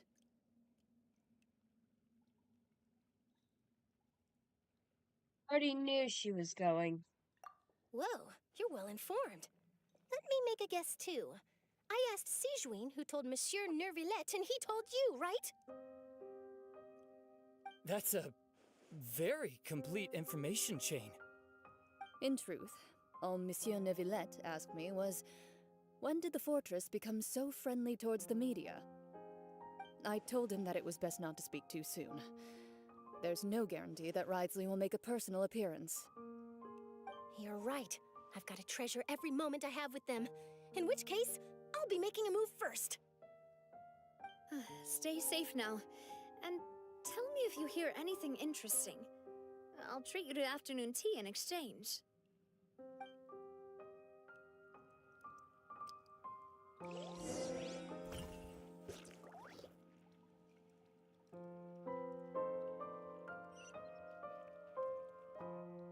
Okay, so I'm going to go claim this quick, and then I sadly am gonna have to end stream. I'm pretty sure when I do tomorrow, I'm not sure. I might not do tomorrow. I might not. I'm not sure yet. I'm not 100% sure if I'm gonna do stream tomorrow. I hope to, but I'm not sure. There is a chance that I'm not going to stream tomorrow.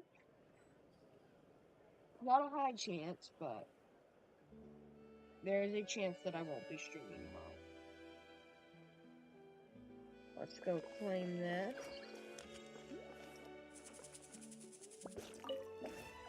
Ad Astra Abyssask. Scotch characters.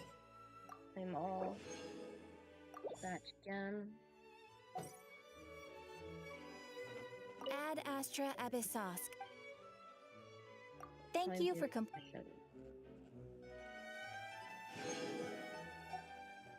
Alright.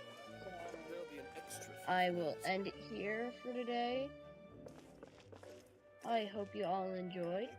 Thank you for watching, and I will see y'all next